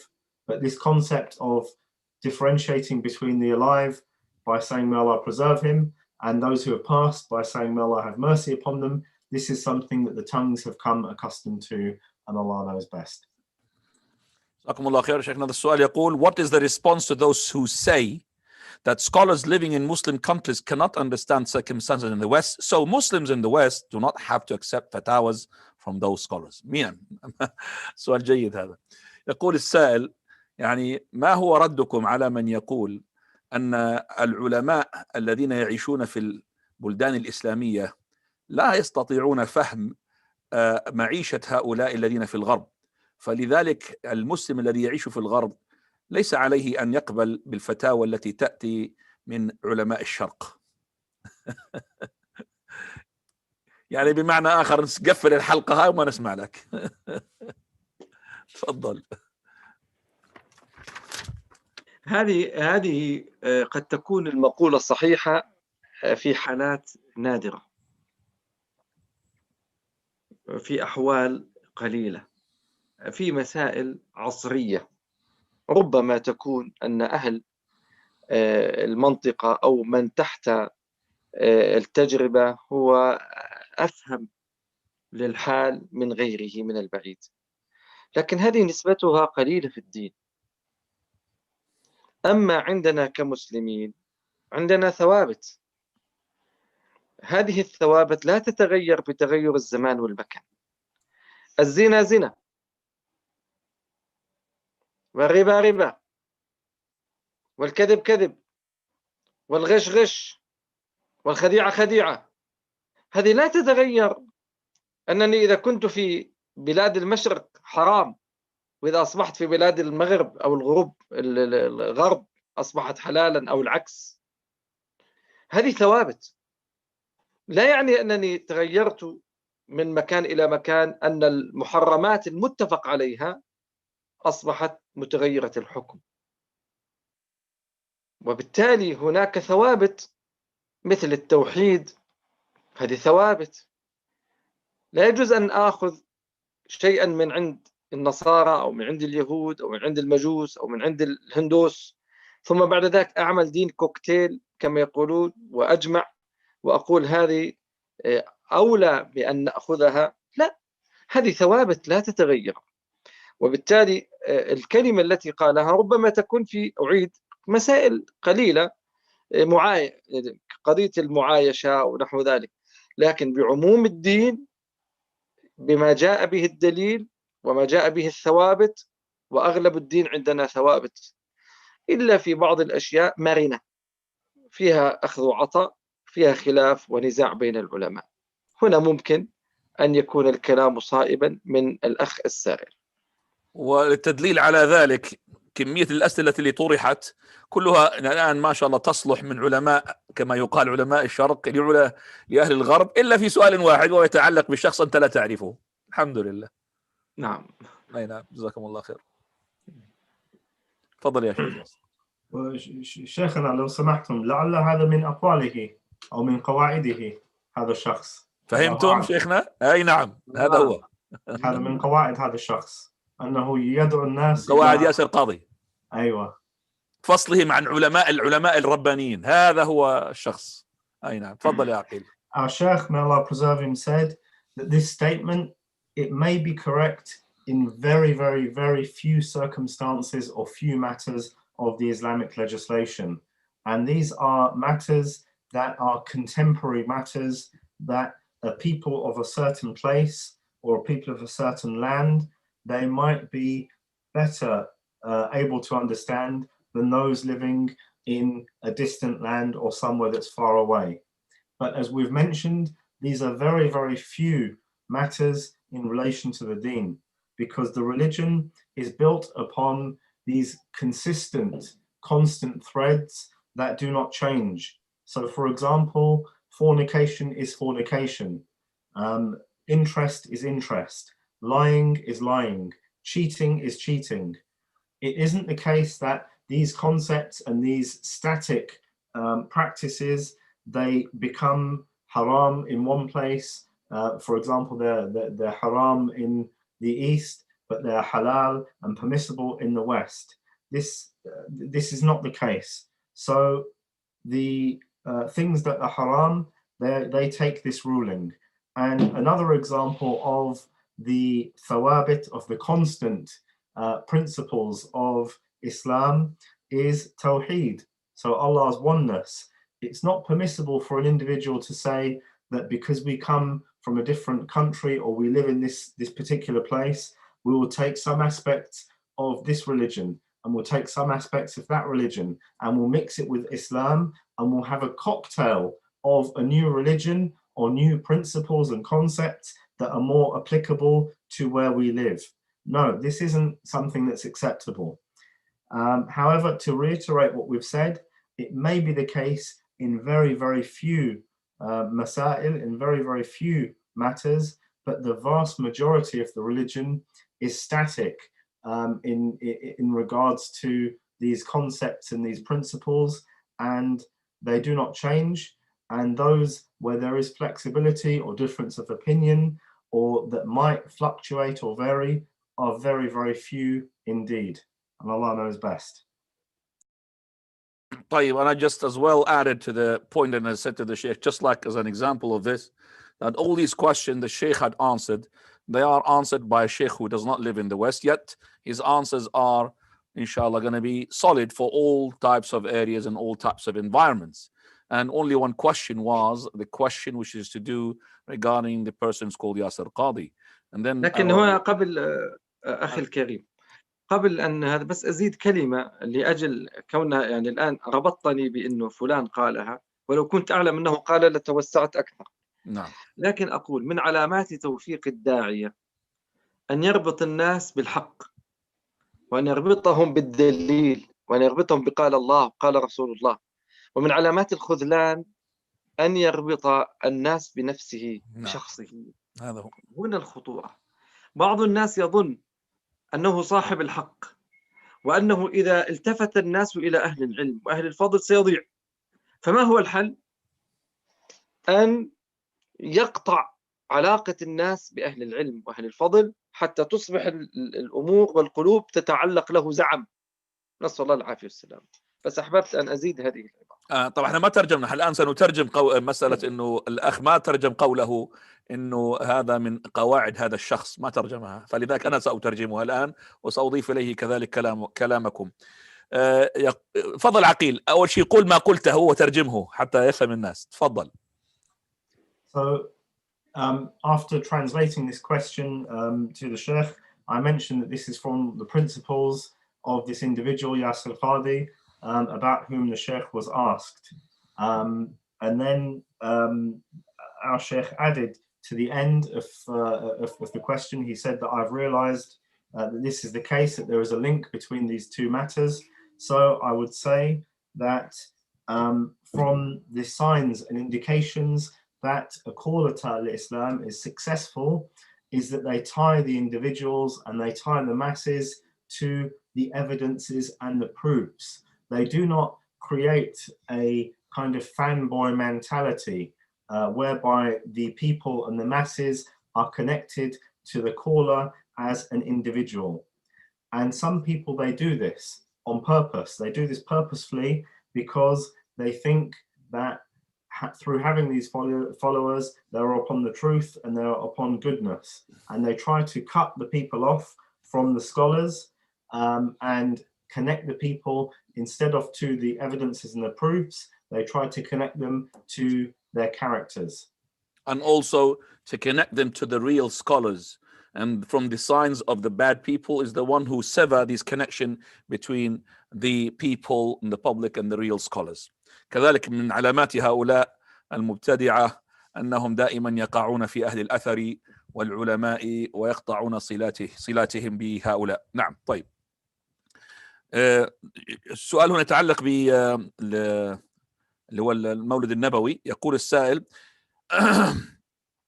Can the Sheikh please advise how to deal with blood relations who abandon relatives who do not celebrate Eid مولد النبوي؟ كيف ينصحنا شيخنا بالنسبة للتعامل مع هؤلاء الأقارب الذين يقاطعوننا لأننا لا نحتفل بالمولد النبوي؟ نقول مستعينين بالله ابتداء، نحن بارك الله فيكم ينبغي للإنسان أن يكون لطيفا مع الناس وأن ينكر عليهم بهدوء، لأن بعض الناس خاصة العوام تأخذهم الحمية ويظنون أنك حينما لا تحتفل أنت لا تحب الرسول وأنت بعيد عن الرسول وأنت تريد أن تنتقص من الرسول صلى الله عليه وسلم. ولا شك أن كثرة السماع لهؤلاء الدعاة وهم كثر الذين يتكلمون بعاطفة ويتكلمون بعواطف ويدغدغون عواطف الناس في قضية المولد النبوي، لكثرة الكلام وكثرة ما قاله هؤلاء أصبح أمرا راسخا عندهم، فلا بد من الرفق بهم. ولا مانع، أنا أفضل يعني مثلا أنا أتكلم عن نفسي، ما كتبت شيئا في قضية المولد النبوي لا إيجابا ولا سلبا، لا شيء. كنت أكتب في السنوات الماضية، السنة هذه ما كتبت شيئا. السبب أقولها صراحة، الآن هناك هجمة شرسة تجاه الدعوة السلفية، أقولها صراحة، بتنسيق دولي بتنسيق غير دولي، هناك هجمة، وهم يستغلون مثل هذه الأيام لتأليب العوام علينا. فأنا أنصح الدعاء صراحة، هذه نصيحتي من خلال خبرتي، ما هذه الأيام قدر الإمكان قلل من الكلام، إلا إذا جاءك سائل أو بين لك فتنصحه بالحسنى وبالكلمة الطيبة، لأن الأمر حقيقة يستغل الآن من هؤلاء. انظروا، هؤلاء لا يحبون الرسول، انظروا هؤلاء يكرهون الرسول، انظروا. ومن هنا كان الحقيقة. ثم بعد ذلك إذا انتهى هذا نرسخ في الناس حب الرسول صلى الله عليه وسلم من خلال اتباع سنته، من خلال الصلاة كما صلى، الصيام كما صام، الحج كما حج. نولد عندهم المحبة الحقيقية للنبي عليه الصلاة والسلام من ناحية التطبيق العملي والتعريف به، ولا مانع أن ندخل بعض التشكيكات في قلوبهم من قضية متى ولد، متى توفي، هناك نزاع، من احتفل، من أول من احتفل، الكلام الذي ذكرناه في بداية كلمتنا. هذه نصيحتي لإخواني في هذه المسألة، ولا أنصح أبدا في هذه الأيام بالذات أن يخاطب العوام بما ينفر، لأن الأمر مقصود، وأنا أتكلم بخبرة من خلال الواقع الموجود عندنا، وهو مكرر في كثير من البلدان حتى في أوروبا، وكأنهم يقرؤون على شيخ واحد وإمامهم واحد، ولا حول ولا قوة إلا بالله. فالأمر يحتاج إلى حكمة وهدوء. الحال الذي كان قبل في سنوات ليس الآن، أقولها صراحة. فيحتاج الأمر إلى هدوء، وحتى تنتهي العاصفة وتنجلي، وإن شاء الله ستنتهي وتذهب. لكن الذكي لا يتصدى للعاصفة، وإنما يطأطئ حتى تمر، ثم بعد ذلك يسر الله له، والأمر بيده، وبالحكمة وبالأسلوب الحسن. هذا الذي أدين الله به في هذه المسألة، والله أعلم. طيب، هؤلاء الذين يعني قاطعوهم من أجل ذلك، هل مثلا ماذا تنصح؟ يعني هم سيقاطعونهم، هل يا ترى أن يتنازل؟ هل هذا الرحم هل يتنازل مثلا عن مبادئه ثم يشاركهم في هذا الاحتفال؟ لا يشارك. لا يشارك قطعا. أنا أتكلم، أنا أقول لا يخاصم، لكن لا يشارك. أي نعم. يعني دارهم ما دمت في دارهم، وأرضهم ما دمت في أرضهم، وحيهم ما دمت في حيهم، ليس على حتى في ذلك اليوم لا يزورهم. أي نعم، هذا هو. تفضل، أحسنتم. هذا بس من أجل التوضيح. تفضل يا أخي.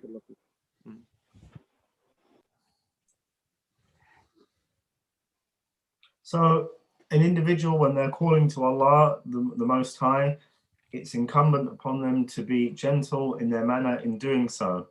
And when they reject something or they disapprove of something that the masses are doing, then they should do so with having a balanced manner, and not doing so strongly. Because especially as relates to the Mawlid of the Prophet ﷺ and these events, when an individual speaks out against them harshly and strongly, the masses take this as an attack upon the Prophet, peace and blessings be upon him, and Allah's aid is sought. But they see that this individual who's speaking out, in actual fact, they're speaking out against the Prophet, peace and blessings be upon him, that they do not love him and that they are far away from him, sallallahu alaihi wasallam. And this is because the masses, they listen to callers who propagate this, and these callers, they play upon the emotions, and they are very eloquent in playing upon, or adept at playing upon people's emotions, and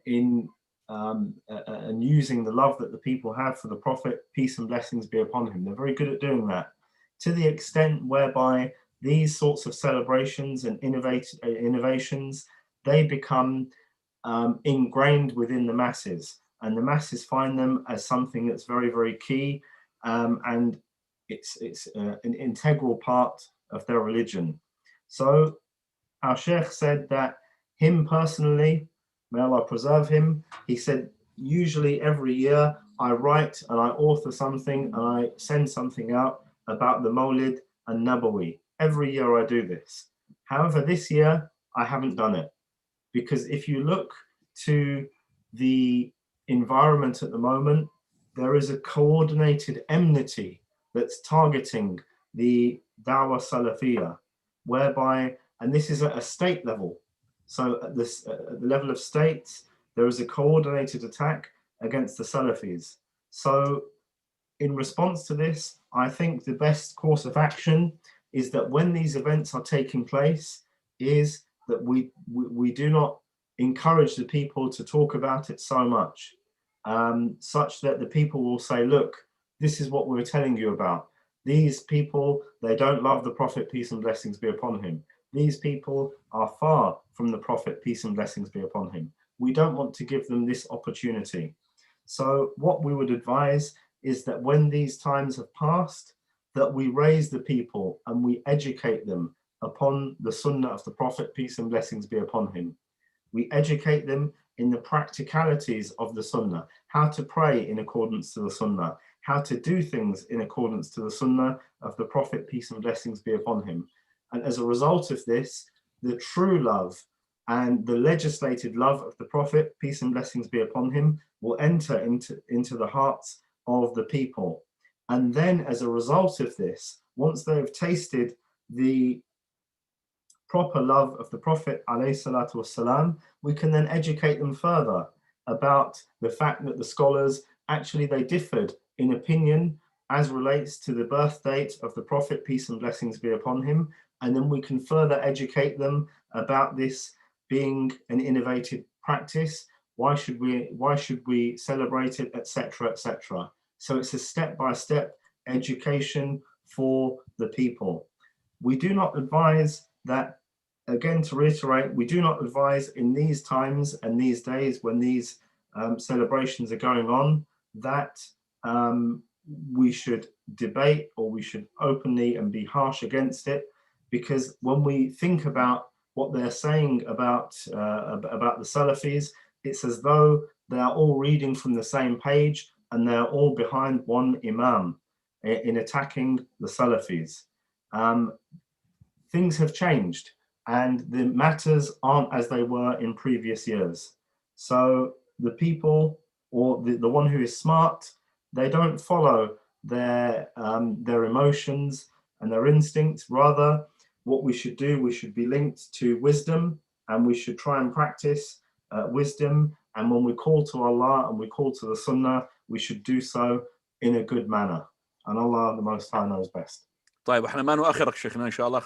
بعض الاسئله. اول شيء شيخ يتعلق بالسؤال الذي قد سئل من قبل، وهو الذي يتعلق بالمراه التي قالت ان زوجها هل يكون محرما لتلك المراه التي يعاشرها ابوها معاشره حراما. طبعا هي بعثت قالت بان ابي ليس مسلما، وانما ابي هو ملحد، وهو يعيش مع هذه المرأة على أنها خليلته، فليس عنده إيمان بزواج أو بطلاق، وإنما هذه خليلته. هذه واحدة. الأمر الثاني، يعني طبعا هذه المرأة التي التي هي خليلة أو عاشرها الزوج تصبح طبعا مباشرة هي محرمة على أن يطأها زوجها، لكن هذا التحريم على وطئها هل يكون محرما لها؟ تفضل شيخنا. لا يكون محرما لها، لأنه لابد أن يكون هناك عقد ولو على دينهم. لكن يحرم له أن يطأها، يحرم له أن يطأها فيه، وحتى لو طلقت ما. نعم. حتى لو حين ذاك يعني نفس الجواب، يعني ما تغير. يعني لابد أن يكون هناك عقد ولو على دينهم أو على شريعتهم، العقد ولو كان باطن. أما هكذا بلا عقد ولا محكمة ولا كنيسة ولا أي مكان، هذا لا تحلل ولا تحرم في هذه مقصدي الآن هذه لا يصبح لها محرما، لكن الآن لو المرأة هذه أراد أن يتزوجها زوجها، هل يجوز له أن يتزوج بها فيما بعد لو تركها هذا الأب؟ خلافية. أحسنت، هذه خلافية بين العلماء. أين ما هذه المسألة الجزئية؟ إنه هل يجوز أن يتزوج من زنى بها الأب أو نحو ذلك؟ فيها نزاع بين العلماء. أما لا يكون لها محرما على الإطلاق إلا لا تكون محرما عند الجميع. لكن قضية الزواج هي لا تنكحوا ما نكح آباؤكم من النساء. الأمر الثاني، وحتى لو كان أبوها ملحدا لا يعني هذا أنه هذا عقد شرعي، لأنه أيوة. تفضل. الجواب واحد. الجواب واحد. لكن الآن قضية إنه هل يجوز أن يتزوج، اللي هو لا، نحن المسألة خلافية.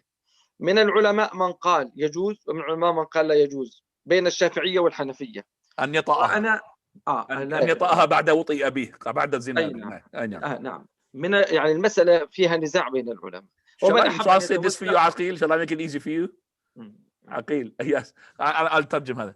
The question was actually, because we wanted to add to the question, the sister just sent a question. She said basically that person whom she's asking about, where her husband is a mahram to the to the girlfriend of her father, she said her father is not a Muslim, he's an atheist, and he does not believe in marriage, basically. So does that mean his missus, which is his girlfriend, can become a mahram to the husband? The Sheikh said the answer is still the same. It cannot be a mahram whatsoever, because there is no legal contract in between her father and that woman.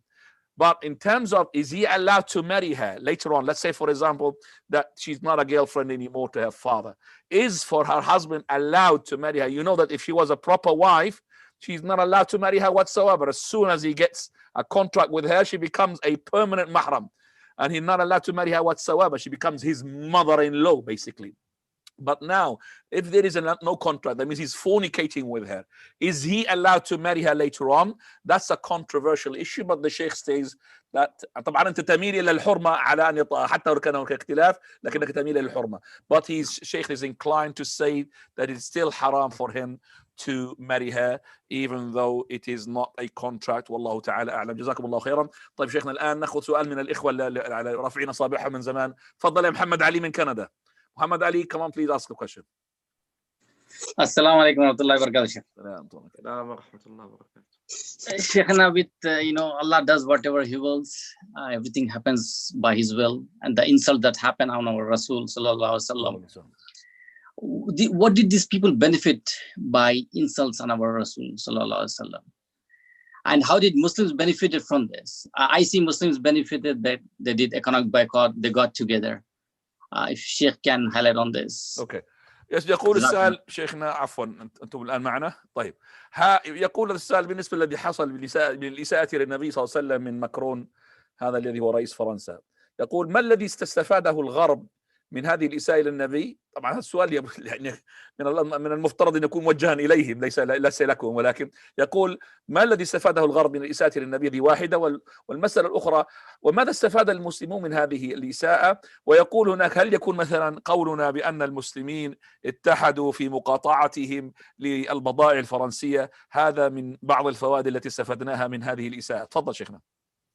لا شك أنه يغيظنا أن يقع كائن من يكون بسيد المرسلين عليه الصلاة والسلام، لكننا نستبشر في مقابل ذلك ما كان في قارئ التاريخ. من يقرأ التاريخ يعلم أنه ما وقع أحد في النبي عليه الصلاة والسلام إلا كان وبالا عليه في الدنيا وبلاء عليه في الدنيا، وهذه لحرمة الرسول صلى الله عليه وسلم عند الله.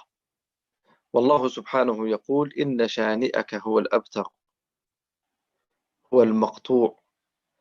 فنحن يغيظنا ويؤلمنا أن يتكلم هؤلاء، وليس بعد الكفر ذنب كما يقولون، لكن أن يتكلموا في نبينا صلى الله عليه وسلم أو يصوروه بصور قبيحة، وأن يجاهر كبراء القوم والسياسيون الأصل أنهم يعني يفهمون السياسة. وأنا يعني في وجهة نظر سياسية أرى أن هذا الرجل ماكرون سيندم ندما كبيرا سياسيا، أنا أتكلم سيندم ندما كبيرا على ما فعل، وهو أضر ببلده.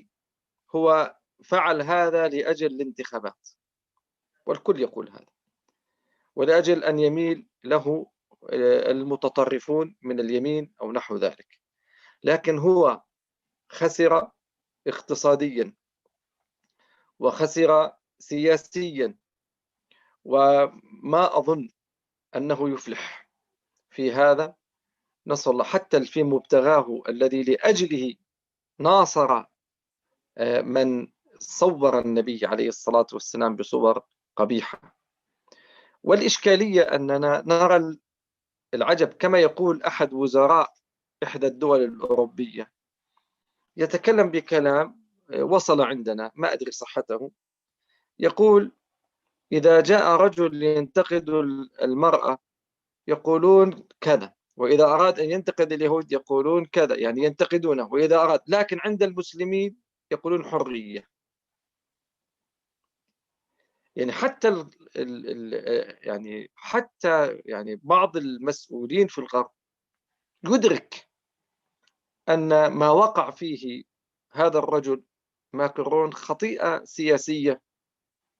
أنا لا أتكلم عن دين، أتكلم عن سياسة، وإذا كان يفهم سياسيا الأصل ما يتكلم بها. وأسأل الله أنا أقول صراحة يا إخواني أخواتي، العوام قبل غيرهم عند الرسول يتوحدون. ما أظن مسلما مهما قل دينه، حتى شارب الخمر، حتى الزاني، يقبل أن يقدح في النبي عليه الصلاة والسلام. وبالتالي استفاد المسلمون من هذه الزاوية. المطلوب من هذا عمليا، هناك نقاط كثيرة. أنا لي فيديو اليوم نشر في مركز الإمام الألباني، ما هي الخطوات العملية لمواجهة ما يحدث في الغرب من شتيمة النبي عليه الصلاة والسلام والوقيع به. تكلمت في هذا في دقائق ونشر اليوم. فلذلك أقول يا إخواني بارك الله فيكم، استثمروا هذه عند العوام، ليس فقط في الجانب العاطفي، استثمروا بأن تنشروا سيرته في العوام المسلمين، وكذلك أن تنشروا سيرته عند عوام الغرب. كثير منهم مساكين، الإعلام أثر عليهم، والكلام في الإعلام أثر عليهم، وبالتالي هنا هذه الإشكالية حقيقة أقولها صراحة، إشكالية كبيرة جدا، ونسأل الله العافية والسلام، نسأل الله العافية والسلامة. فما أحوج الغرب إلى المسلمين، ولذلك ألف من ألف من العلماء: ماذا خسر الغرب بانحطاط المسلمين؟ خسروا كثيرا بأنهم لا يعرفون النبي عليه الصلاة والسلام، ولو عرفوه ما تجرؤوا عليه وما وقعوا فيه. لكن هي سنة الله سائرة بين الحق، في المدافعة بين الحق والباطل.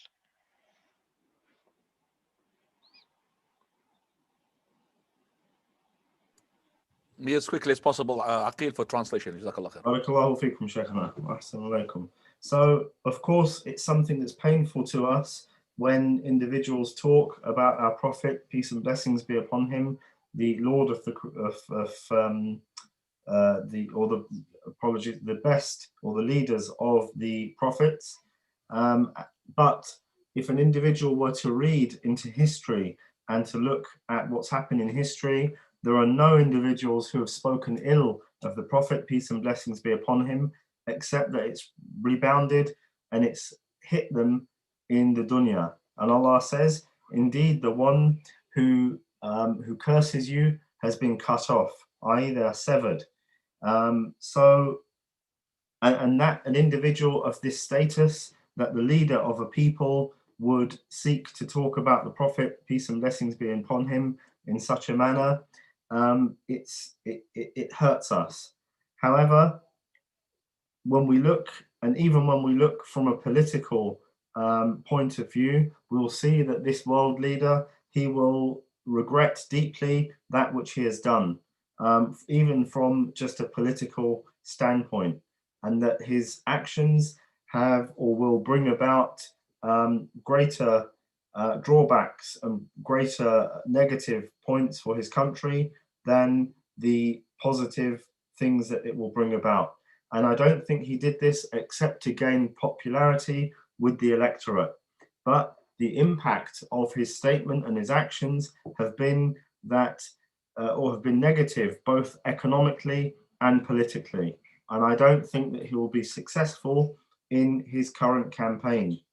And there is a problem, and I was sent a message. I do not know how correct or how authentic this is, but someone sent a message via social media that, for example, when an individual speaks about or speaks ill of women, for example, it would be misogyny.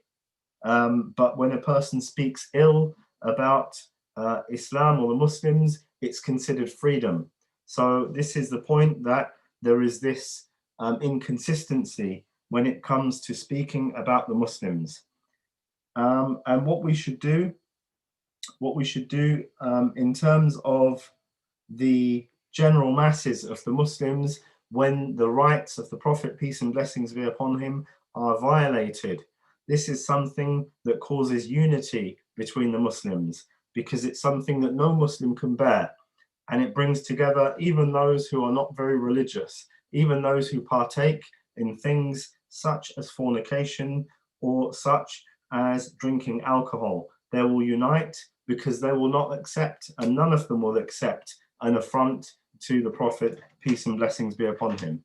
And I have video in a talk that I was delivering for the Markaz, the Al-Abbaadi Center, and it was about the practical steps that could be taken following this whole situation. So we have benefited from this kind of unity that has brought people together. I would also say that we can seek to benefit from this situation by spreading the seerah, by spreading the story of the life of the Prophet, peace and blessings be upon him, and teaching it to the general masses of the Muslims, but also showing the West about his life and teaching and educating them about the Prophet, peace and blessings be upon him. Because for the most part, they have been influenced by media and they have these negative voices that are distorting the truth. So this is a real problem and a real issue. And how much in need the West are of the Muslims, and how much in need or how much they have lost through these insensitive comments and actions. And we ask Allah to grant aid and to enable us to defend the truth and deflect the falsehood. شيخنا 4 أسئلة فقط وبسرعة، يعني جوابك يكون سريع جدا. 4 أسئلة فقط. السؤال الأول، حديث النبي صلى الله عليه وسلم المجالس أمانة، تفسير سريع لهذا الحديث. المجالس أمانة. المجالس بالأمانة فيه خلاف في تصحيحه، وحسنه بعض العلماء منهم شيخنا. المجالس بالأمانة يعني إذا جلس 3 أو 4 يتكلمون في أمر خاص، الأصل ألا ينقل هذا الأمر الخاص الذي يتسارون به إلى خارج هذا المجلس. هذا معنى المجالس بالأمانة. فإذا كانوا يتكلمون في أمر خاص وفي أمر سري، والأصل يعني ألا يبث في أمور مثلا قد تكون عائلية خاصة، في أمور طلاق زواج ونحو ذلك، ولا يشاع، هذه الأصل ألا تبث ولا تظهر، والله أعلم. نعم. The question was, gathering are held in trust. Is this hadith sahih? If so, can the Sheikh explain its meaning? Barakallahu fikum. Fadal. So there is a difference of opinion as relates to the authenticity of this hadith, and our Sheikh, Sheikh Al-Albani, may Allah have mercy upon him, has graded this as being a good or sound Hasan hadith. And the meaning is that when 3 or 4 people have a sitting and they talk about a private matter, that none of them should make this private matter public. So it may be a matter that they're talking about as relates to family or divorce or marriage. So none of them should then break the trust of this sitting and mention what has been discussed behind closed doors. Muhammad Suhaib, Fadal. Brief, please, Muhammad. Go ahead quickly, please, brother. Muhammad Suhaib, you are unmuted. Please go ahead. Siraj, go ahead, please. Oh, Siraj Ad-Din, please go ahead. Unmute yourself, please. And Siraj, Fadal. Yes, Assalamu alaikum, Sheikh. Salam. Quick question, please. Allah said in the Quran, وَأَطِيعُوا اللَّهَ وَأَطِيعُوا الرَّسُولَ وَأُولُو الْأَمْرِ مِنْكُمْ. وَأُولِي الْأَمْرِ مِنْكُمْ. وَأُولِي الْأَمْرِ مِنْكُمْ.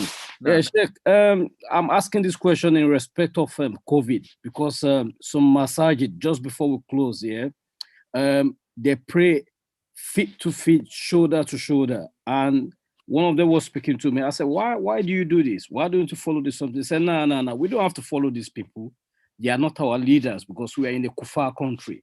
Can the Sheikh enlighten us on this something? Can he explain to us? I mean, Good question. Right, السؤال كما جاء من السائل يقول قال الله سبحانه وتعالى يا أيها الذين آمنوا أطيعوا الله وأطيعوا الرسول وأولي الأمر منكم. فيقول أن هذه البلد الآن أمروا بإغلاق المساجد، قبل إغلاق المساجد كانت المساجد مفتوحة لكن لابد من التباعد. فيقول هذا الآن في مسجده عندما نصلي ونريد أن نجعل هذا التباعد، فيقول هذا الرجل الذي لا يريد التباعد يقول لا أخي لا نرد على هؤلاء، لأن هؤلاء أصلا لا يدخلون في الآية، ليسوا من أولي الأمر المسلمين، فينبغي علينا أن نتراص في الصف ولا نأبه بما يأمروننا. فما قولكم؟ بعدين شيخنا حتى أضيف للجواب لهذا السؤال أقول إنه المساجد إذا جاءتها البلدية وقد حصلت على أو عرفت بأن هذا المسجد لا يطبق النظام قد يؤدي إلى إغلاق يعني طويل. نعم، أن في مفسدة. الآن إحنا لا ندخل من هذا المدخل قضية أولي الأمر منكم. الاستدلال بهذه الآية في بلاد الغرب لا تدخل، فنحن إنما ندخل في قضية المصالح والمفاسد. يعني نحن لا ندخل في بلاد الغرب من الآية، لكن ندخل إلى المصلحة والمفسدة. هل الأمر في قضية إغلاق المسجد معقول المعنى أم غير معقول المعنى؟ هذا واحد. هل الأمر في قضية التباعد أو التقارب معقول المعنى أم غير معقول المعنى؟ واضح؟ نعم. فننتبه إلى هذه النقطة. الآن الأمر الآخر، إذا هب كما ذكر أخونا أبو صهيب، هب أننا ما أطعنا هذه الأوامر وجاءت البلدية ورأتنا متراصين أو رأتنا فتحنا المسجد وهم قالوا بالإغلاق، ونحن نعلم أن هذا الإغلاق حصل للحرم المكي وحصل لمسجد النبي عليه الصلاة والسلام وحصل لمساجد المسلمين في الأرض قاطبة عندنا في الأردن وفي سائر البلدان حصل هذا الأمر، فليس مرادا لذاته سواء في الغرب أو في الشرق، وهو معقول المعنى. في بلاد المسلمين نقول ندخل الآية، في بلاد غير المسلمين ندخل قضية أن الأمر معقول. وبالفعل أن التقارب الجسدي له سبب في نشر هذا البلاء، والبلاء موجود. لأن هم ضخموه، هم كبروه، هم هذه مسألة أخرى، لكن لا يعني ذلك أنه ليس موجودا. أنا اليوم صليت على أخ وأخت من عندنا في بلدي 2 كورونا، وهذا كثير. كل يوم يعني نصلي على إخوة أصيبوا وماتوا بكورونا، فهذا البلاء أصبحنا نرى في أعيننا ويبتلى الناس في هذا. وبالتالي من يأتي وينادي بقضية المقاربة وعدم المباعدة وفتح المسجد رغما عن أنفهم، أنا لا أرى أنه أصاب أو يصيب في هذه المسألة، لا أرى، هذا رأيي. ولا أرى أنه من التدين بمثل هذه الصورة أن نرى هذا الأمر. ثم بعد ذلك أنا إن منعت عن المسجد لأي ظرف ما، صلاتي في بيتي هو أجرها كصلاتي في المسجد، لأنه حبسني حابس ومنعني مانع، فأنا الأجر هو واحد. وبعد ذلك بدل أن أناكف الدولة أو أناكف البلدية أو إلى آخره، أكثر من الدعاء أن يرفع الغمة ويرفع هذا البلاء عن الناس حتى ترجع مساجدنا كما كانت. هذا الذي أميل له، والله أعلم. طب أنت الآن صليتم على شخصين رحمة الله عليهما، كيف؟ هل غسلتموهما أم لم تغسلوهما؟ لا، أنا ما شاركت بالتغسيل، لكن غسلوا من أناس مختصين. أي نعم. ونحو ذلك. ثم بعد ذلك في هناك إغلاق وهناك كذا ويصلى عليهم. نعم. هل تفهم معنى كلمة أناكف يا عقيل؟ يناكف. أناكف يعني هذا الرجل يعاند، يعني الرجل he's opposing the municipality. أوكي، تفضل. الكلمة دي غريبة أنا أعرف. تفضل. يتعلم ما شاء الله. أنا متعلم ما شاء الله عليه، ما شاء الله عليه، مترجم طيب جدا. دقيقة أنا أتابع الترجمة، أنا أعرف في الإنجليزي جيدا يعني، بس ترجمته جيدة ما شاء الله. دقيق. ما شاء الله. So in this circumstance, using this ayah, using this verse of the Quran in the Western societies, this is not befitting. Rather, for those living in the Western societies, we use the principle of the masalih and the mafasid, the benefits and the drawbacks that a certain action will bring about. The Sheikh then asked a question. He said, this whole concept of asking the people to stay away, asking people to socially distance, is this something that is ma'qul al-ma'na?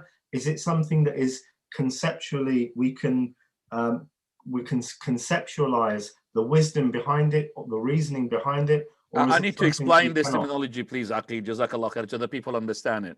When we look at any religious matter, we have to look at it from the angle, is it amr ta'abbudi mahd, or is it ma'qul al-ma'na? Meaning, is it something which is the Sharia said, qala Allah, qala Rasuluh, or it's something like, for example, that we could really envisage it and understand it. Like, for example, the hijab.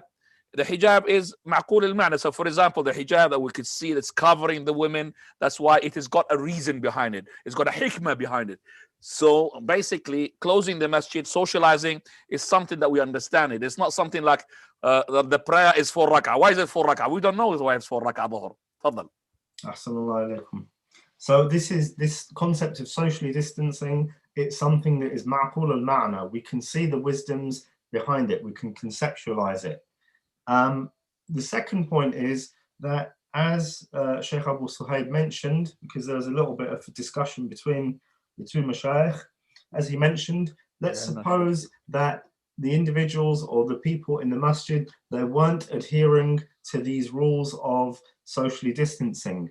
And if the authorities were to come and these people weren't adhering to these rules, these authorities, they know full well that there was a closure in the Masjid al-Haram, and there were closures in the masajid across the Muslim world. So it would be of little consequence for them to then close the masjid. And this is a very real consequence that might happen. So when we look at these matters, we must weigh up the benefits and the potential drawbacks of our actions. Today, I prayed over 2 people who died through the coronavirus. It's something that we are witnessing through our eyes. So when people say that we shouldn't socially distance and we shouldn't pay heed to this virus, etc., my opinion is that they're not correct in this statement. You know, rather it's something that we need to be aware of, and we need to be cautious of, so we do not get it. And also, I believe that if I pray at home with the masajids closed, or if I pray at home due to some sort of restriction or due to the coronavirus, my belief is that the reward that I will get for praying at home is similar, and it's like the reward that I get were I to be praying at the masjid, because there is something that is preventing me from going to the masjid, and it's a legitimate prevention for me going to the masjid.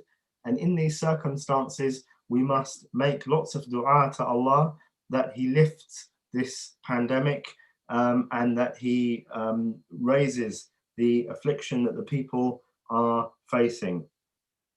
And Sheikh Abu Suhaib asked about these 2 people that Sheikh Ziyaad prayed over. He asked, were they washed before you prayed upon them? And the Sheikh said, yes, they were washed, but they were washed by specialist people who were allocated this duty. Sorry, Aqil, and I wasn't really following. Did you mention the issues regarding that some of the people might say that, yes, the whole thing on scenario is being blown out of proportion, maybe the figures are not really, but there is a reality for that disease. Did you mention that, yes? Yeah, I didn't mention the figures, but I've mentioned those who say not to pay attention to socially distancing and that it's made up. No, but the Sheikh said you might argue that they have taken more precaution than what the reality of the disease. They might, okay, but that is beside the point. There is a reality for that. Walhamdulillah. طيب السؤالين بقيات الآن. سؤال أخ بلال مسلم. تفضل يا بلال مسلم. Quickly, Bilal. Bilal Muslim. We can't hear you. We have to go to the next person, Bilal. Okay, next Anwar, we can't, because we can't hear you. Anwar Firdaus. يا أنور فردوس تفضل.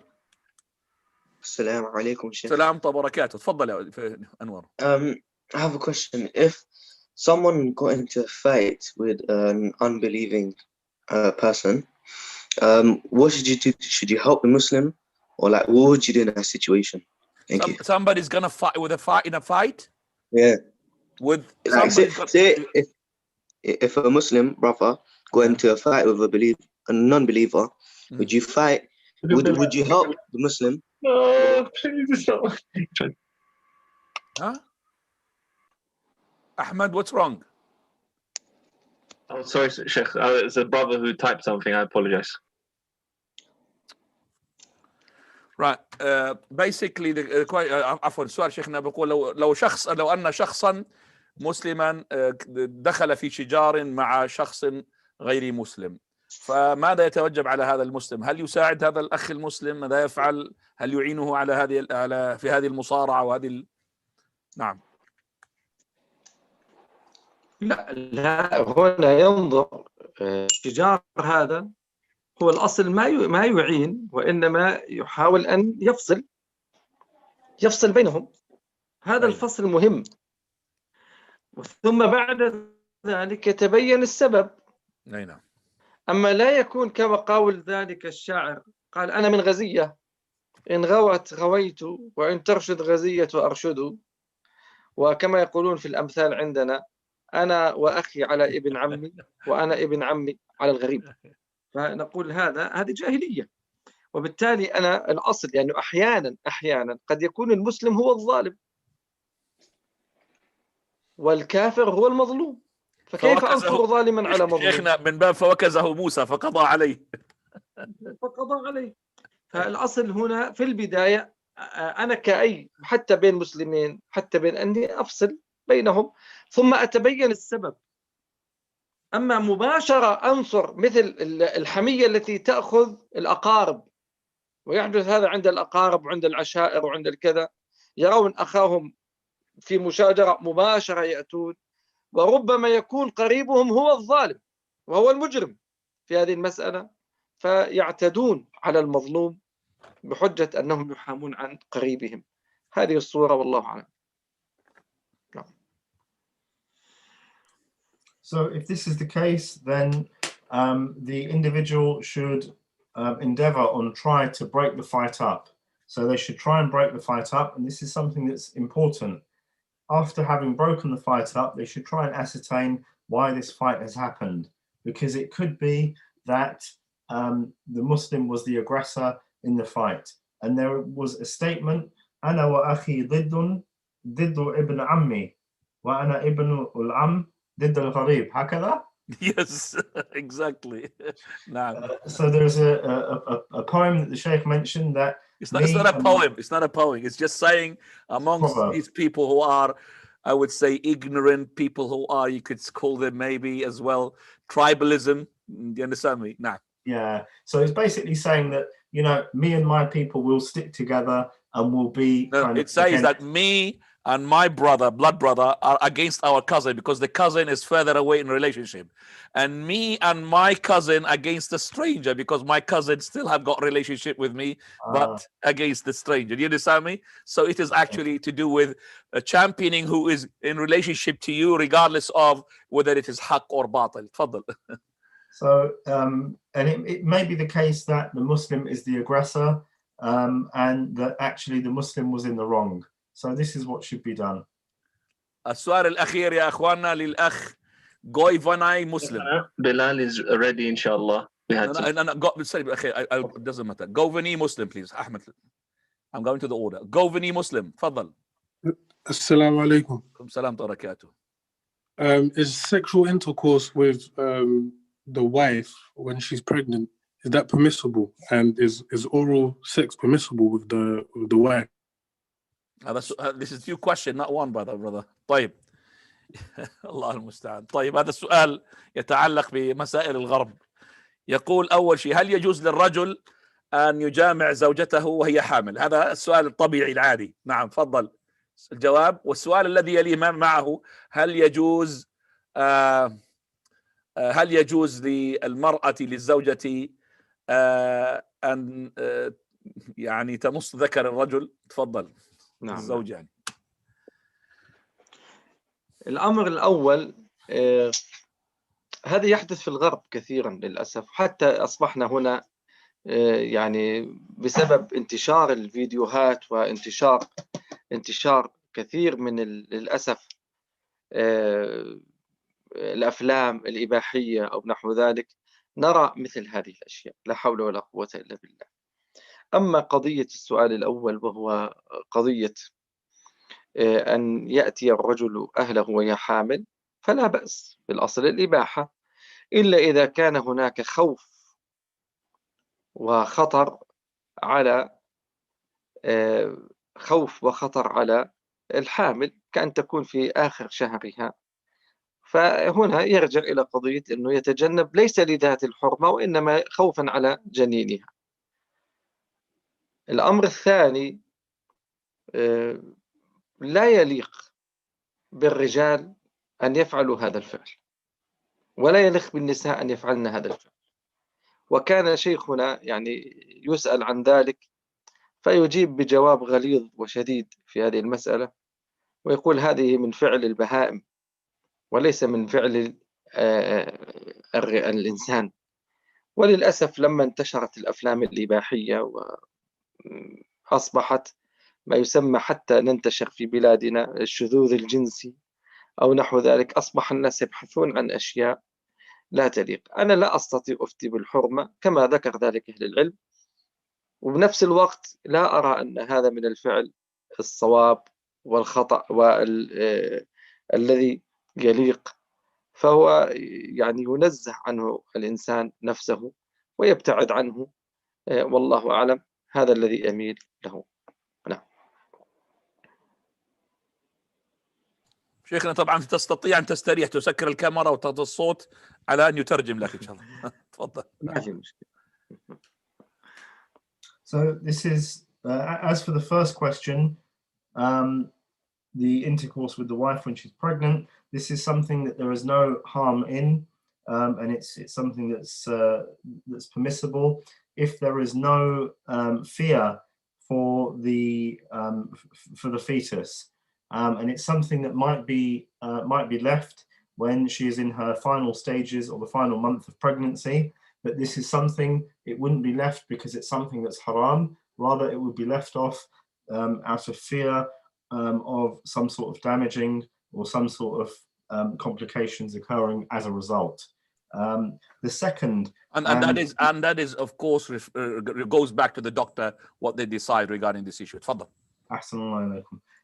And the second question, with regret, this is something that's become widespread here as well and in the Muslim lands as well, due to the proliferation of videos that promote or that show such acts being carried out. And what I will say is that it's not befitting for a man to do such an action, and likewise it's not befitting for a woman to do such an action. And our Sheikh Al-Abbaadi, may Allah have mercy upon him, he used to answer, when asked about this, he used to answer in quite a strong way, and he would say that this is from the act of the beasts. It's a beast, it's an act of animals, and it isn't an act that is worthy of a person doing.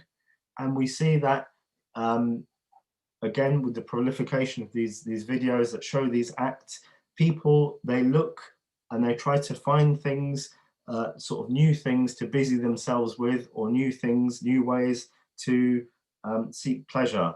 And I cannot say, and I cannot give the religious verdict that it's something that's haram, as the people of the knowledge haven't done so, but I can say that it is in contradiction to that which is best, and that's that which should be done from the conduct and the character of the Muslim.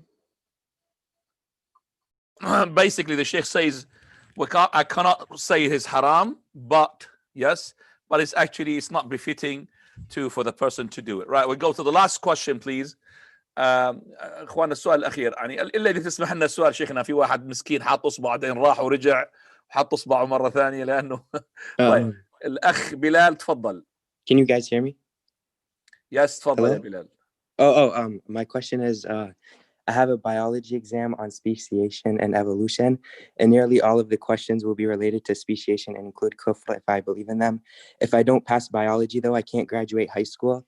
After telling this to my professor, he only said that he can add a note in the beginning of the test saying that the test is based on mainstream science and that it does not reflect my beliefs. And I really need to graduate high school, and I don't see another option. Am I allowed to answer these questions that he added since he added this note? Okay, where are you from, by the way? The United States. Oh, which part of the United States you are from? Minnesota. Minnesota. Right, ما شاء الله. سؤال من أمريكا شيخنا. طيب, the question regarding the species and the evolution. I've done the evolution. Yeah, species and. Okay, طيب شيخنا بيقول الأخ هذا شاب ما شاء الله. الشاب هذا يدرس في يعني قد تكون في المستويات اللي هي الجامعية الأولى، وإنه حتى يتخرج والآن عنده امتحان يتضمن هذا الامتحان التكلم عن الأحياء من حيث وجهة النظر اللي هي التطور والشيء الذي يخالف الشريعة. لكن إذا لم يجيب هذه الأسئلة بالإجابات التي هو درسها والتي لا يعتقدها فحينئذ لا يتخرج. فتكلم مع البروفيسور تبعه وقال له أنا لا أؤمن بهذه الأشياء. فقال له أنت تستطيع أن تضع في أول الإجابة أنه هذا لا يمثل وجهة نظر اعتقادك، وإنما هذا يمثل وجهة نظر إجابتك للسؤال. فهل يكفي هذا من الخروج من هذا المأزق؟ إذا كان هناك مصلحة في أخذه لهذه الشهادة، وبالفعل أنه يعني لا يستطيع أن يعيش عيشة جيدة بدون هذه الشهادة من ناحية الوظيفة ومن ناحية ما يتعلق بأن يتطور في الدراسة إلى الدراسات العليا ويأخذ الدكتوراه وغير ذلك، وهو مضطر إلى مثل هذه الأشياء، يدخل يعني يحتال على هذا ببيان وجهة النظر ويبين أن وجهة نظري كذا ولكن الذي في الكتاب، يعني مثلا بدل ما يجيب يقول الذي في الكتاب كذا وكذا وكذا، فيصبح واصفا لما في الكتاب وليس لما يعتقد، فيحتال على ذلك بهذا. وهذا للأسف حتى موجود عندنا في بلاد المسلمين، يدرسون نظرية داروين ونظرية فرويد، وهذا موجود في بلاد المسلمين، فكيف يعني في الغرب للأسف يعني هذه تدرس حتى عندنا في بلادنا، ولا حول ولا قوة إلا بالله. فنحن نقول شيخنا أقول لكم حتى عندنا في حتى هذا يحدث عندنا في الشريعة. الله أكبر. يعني كيف أحيانا قد يلزم الأستاذ بمذهب أو في مسألة فقهية بما لا يعتقد الطالب، ويلزمه أن يجيب بما يعتقد الأستاذ. ماذا يفعل؟ وهو خلاف ما يتبنى الطالب. فنقول هنا الطالب يحتال بمثل هذه الحيلة، قال الذي علمناه أو درسناه أو ذكر لنا كذا وكذا وكذا، فيحتال بهذا. والله أعلم. شيخنا بس ما أنت لاحظت الأخ أنا ترجمت لك، يعني عند الأساتذة في الغرب ليونة قد تكون أكثر بكثير من الليونة التي عند الأساتذة في الشرق، بمعنى أن هذا الأستاذ البروفيسور قال اكتب في إجابتك أنك لا تعتقد ذلك وإنما هو إجابة على السؤال. جزاه الله خيرا. يعني هذا جيد. نعم. جيد. نعم. وهذا هو. نعم. So again, in terms of this, we look to the benefits of achieving this certificate, and if it's the case that the individual, they cannot or you cannot have a good quality of life, or you cannot study further and reach higher studies, then you may do so, but you may use al-hila, which is like a kind of roundabout way of mentioning that, or I suppose a roundabout way of insinuating that this does not reflect your belief. So for example, you might say in your response to the questions, the course book states that this is the case. The book says that, without ascribing these beliefs and these concepts, these theories to your belief. And we find with sorrow that the principles of Darwinism, and the principles of Freud, they are taught even in the Muslim lands. So the student should use this kind of language so as not to ascribe it to their own belief. And we find that this is also the case with the students studying the Islamic Sharia. How is this? That so for example, it might be that the ustad, the teacher, makes the question or makes the response to a question dependent upon their particular view in a fiqh-based issue or any based issue for that matter. And it might be a stance that the student doesn't themselves take. However, in order to be successful in the exam, the student must answer in accordance to the view of the teacher. So in doing so, we advise the students to use language that indicates that this is not reflective of their belief or this is not reflective of their stance. However, it's the stance that they have been taught, or it is the content of the course that they have covered, and Allah knows best. طيب السؤال الأخير شيخنا، وقبل السؤال الأخير هنا إمام بيقول نحن كانوا يسألوننا في الصف أين الله، فإذا أجبنا في السماء أعطونا صفرا دون النظر إلى بقية الإجابات. سبحان الله. الله المستعان. You want to translate that, Ya Aqil? You didn't say what I just said. One of the imams here, he said, in our religious faculty, when they ask us, for example, the question, where is Allah? If we put Allah in the heavens, that means above the heavens, they will give us 0, regardless of what the rest of the answers are, because this is not what they adopt. It has to be Allah is not above, not down, not right, to the left, and all of that. آخر سؤال أخ عابد، جزاك الله خيرا. عابد, put your question. بارك الله فيك. Sheikh, I wanted to ask with regards to when a trial and calamity happens in our countries, predominantly in the Indian subcontinent, they sacrifice an animal and feed the poor as a way of making the trial easy. Is there a basis from the Sunnah from this? Can you give us an example of trial of calamity that happened lately in your country? Well, not necessarily in the country. If a trial happens in the UK, i.e. someone falls ill, they slaughter a sheep or camel back home, and they feed the poor as a way of thinking the trial will be eased in the UK. سؤال يقول هذا الشخص إذا كان هناك مثلا جالية من المسلمين في مثل الأخ قد يكون من بنغلاديشي، فيقول إذا أصيب الشخص بمرض أو بأي مصيبة قام أهله أو هو نفسه بذبح ذبيحة في بلده وتوزيعها على الفقراء، فهل هذا لهذا الأمر أصل؟ نعم. تفضل. هذا الأمر لا شك أنه يعني له أصل، وفديناه بذبح عظيم. نعم. فلا شك أن الإنسان إذا نزلت به نازلة وحصل معه إشكال فأراد أن يذبح لله فدوة لهذا البلاء الذي نزل به، وهذا كله يذبحه لله سبحانه وتعالى، فهذا له أصل في فعل السلف وفي فعل العلماء وفي فعل أبينا إبراهيم عليه السلام حينما فدى ولده إسماعيل بذبح عظيم. والنبي صلى الله عليه وسلم يقول أفضل الحج العج والثج. العج رفع الصوت بالتلبية، والثج هو ذبيحة الهدي. والله سبحانه يقول في سورة الحج لن ينال الله لحومها ولا دماؤها ولكن يناله التقوى منكم. فالإنسان يتقرب، ومن هذا الباب العقيقة. النبي صلى الله عليه وسلم قال فيها تذبح كل غلام مرتهن بعقيقته تذبح عنه يوم سابعه. ومن معاني العقيقة قضية أنها تحمي الإنسان من البلاء الذي ربما يقدر له، فتكون العقيقة لها دور في الوقاية والحماية بهذا الباب. والله أعلم. وليس كذلك قول النبي صلى الله عليه وسلم داووا مرضاكم بالصدقات؟ نعم داووا، لا هذه الصدقة عموما، ويتكلم عن قضية الذبح. نعم. العقيقة أو ذبح، فهذه مسألة أخص. أما أي نعم. جزاكم الله خير. تفضل. هذا آخر سؤال. تفضل. Just say that's the last question, please.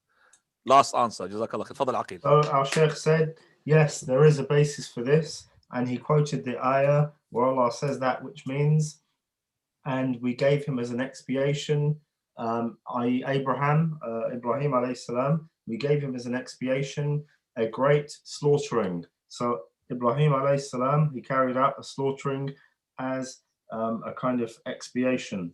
And we see, yeah, so it's legislated that if an individual wants to lift or deflect the trials and tribulations, that an individual can carry out this sacrificing. And the Prophet, peace and blessings be upon him, mentioned that the best of the Hajj is that in which is the Hajj in which the voice is raised in the talbiyah, and that in which the hadi is slaughtered. And in this regard, Allah mentioned that Allah will not acquire in this sacrificing the blood, nor will he acquire the meat, but he will acquire the taqwa, the God consciousness that is in the chests of the people. We also see that in the aqiqah, the Prophet, peace and blessings be upon him, said that the newly born is imprisoned or is imprisoned by the aqiqah, i.e. they are set free when the aqiqah has been done. So this aqiqah, this slaughtering that takes place on the 7th day after the newly born has been born, this deflects from the newly born trials and tribulations and is something that is good for the newly born. Then our Sheikh Abu Suhaib, he asked, and is it not the case that the Prophet, peace and blessings be upon him, said, treat your sick with sadaqah? And our Sheikh Ziyaad, Hafidhahullah, said, yes, this is the case. However, this is a more general case, whereas the question was more specific as relates to the slaughtering of animals, and Allah knows best. ونختم لقاءنا هذا بأولا نشكر شيخنا الشيخ زياد العبادي على ما قد قدم وقد أتحفنا جزاه الله خيرا بساعتين ونصف، ما شاء الله تبارك الله. يعني هذا وقت مبارك والحمد لله. والله نحن استمتعنا بالوقت ولم نشعر به. لما نظرت إلى الساعة فقلت سبحان الله، كأن الشيخ لم ينظر إلى الساعة، وإلا قال لنا من قبل هذا يكفي. والحمد لله أن الشيخ إن شاء الله وقد تمتع معنا بهذه الأسئلة، ونسأل الله سبحانه وتعالى أن يعيد علينا هذا اللقاء مرة أخرى. فأترك الكلمة الأخيرة لشيخنا زياد، إن شاء الله نختم بهذا اللقاء. تفضل يا شيخ. الصوت، هذا الصورة، الصوت. تفضل شيخ. نعم. الحمد لله رب العالمين، والصلاة والسلام على رسول الأمين.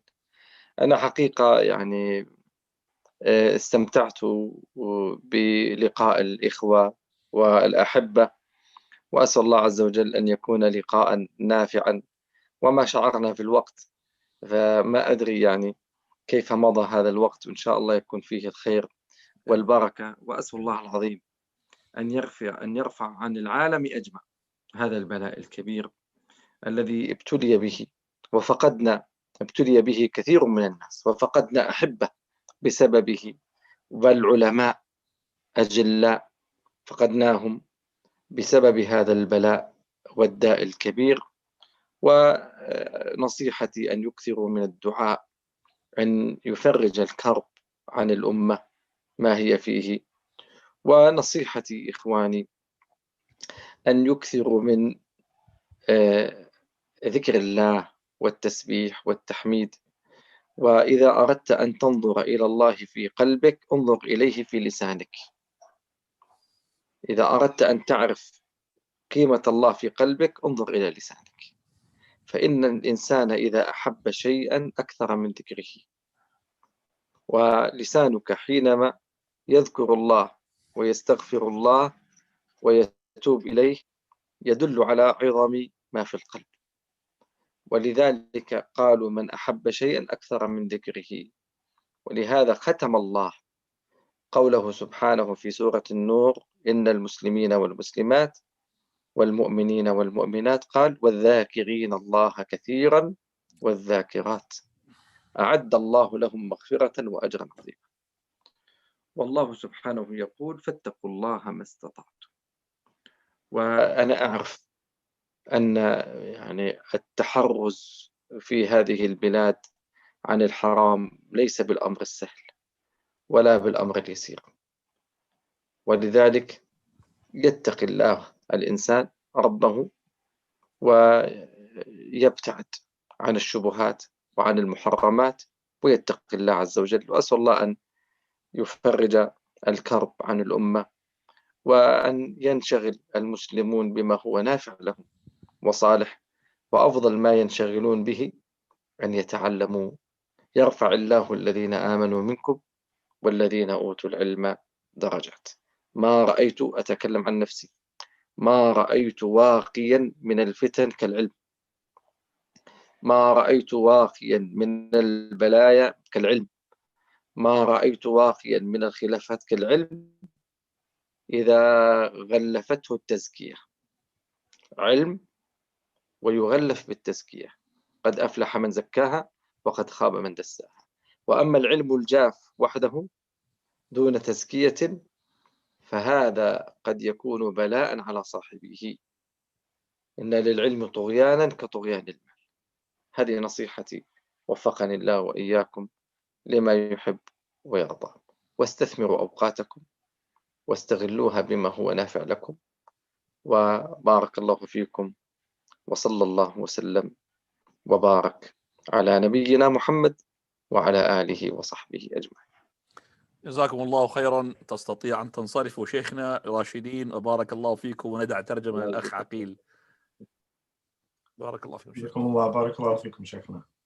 So our Sheikh, he ended the meeting by saying that he has very much enjoyed this session, and it's a session that he asks Allah the Most High to have made as a beneficial one. And again, reiterating the words of our Sheikh, he didn't feel the time go by, and he hopes that there was barakah and blessings by Allah's wills, by Allah's will in it. I ask him to raise this pandemic that we have witnessed, and it's a pandemic that has taken many beloved people to us, including scholars from among us. So I ask you, and I would encourage you to make lots of dua to Allah to lift this pandemic. I would advise you to increase in your remembrance of Allah, in your making tasbih, in your saying of subhanallah, and in your saying of alhamdulillah, making dhikr of Allah the Most High. Because if you want to test and measure the amount or the extent to which Allah Azza wa Jal is in your heart, then you should look to see how much Allah is mentioned upon your tongue. And they say that if an individual loves something, then they often mention that thing. So I advise you to make istighfar, to seek forgiveness from Allah, and to seek repentance from Him or to Him, the Most High. And our Shaykh, he mentioned the last ayat from Surah An-Nur, where Allah mentioned the dhakirina wa dhakirat, those who remember Allah often, from the males and the females. And he said that I advise you to have fear of Allah as much as you are able to fear Him, because this is something that's not easy in the lands of the West, where you should stay away and try and stay away from the muharramat, those things that Allah has made haram upon you. And also you have this issue of the shubuhat, the doubtful matters that surround you. So I ask you and I encourage you to learn your religion, because Allah says that يَرْفَعِ اللَّهُ الَّذِينَ آمَنُوا مِنْكُمْ وَالَّذِينَ أُوتُوا الْعِلْمَ دَرَجَاتٍ, that Allah raises and elevates those who seek knowledge from you, or those who have knowledge from you. He raises them levels. So I advise you to learn, but this is knowledge that you acquire that should be coupled with tazkiyah, with purification. So you should act upon that knowledge, and that knowledge should have an impact upon you, because having knowledge simply by itself, without having this purification, without having this impact, it's something that could return in a negative capacity upon the person who has it. So I advise you to take advantage of the time that you have and learn. And I ask Allah to put barakah upon you, and I ask Him to lift the trials and tribulations that we face, and may Allah send and shower peace and blessings and mercies upon our Prophet and upon his family and companions and those who follow him to the day of resurrection. جزاك الله خيرا يا أستاذ عقيل وبارك الله فيك وجزاكم الله خيرا. I just say جزاك الله خير to everybody. بارك الله فيكم for this successful session.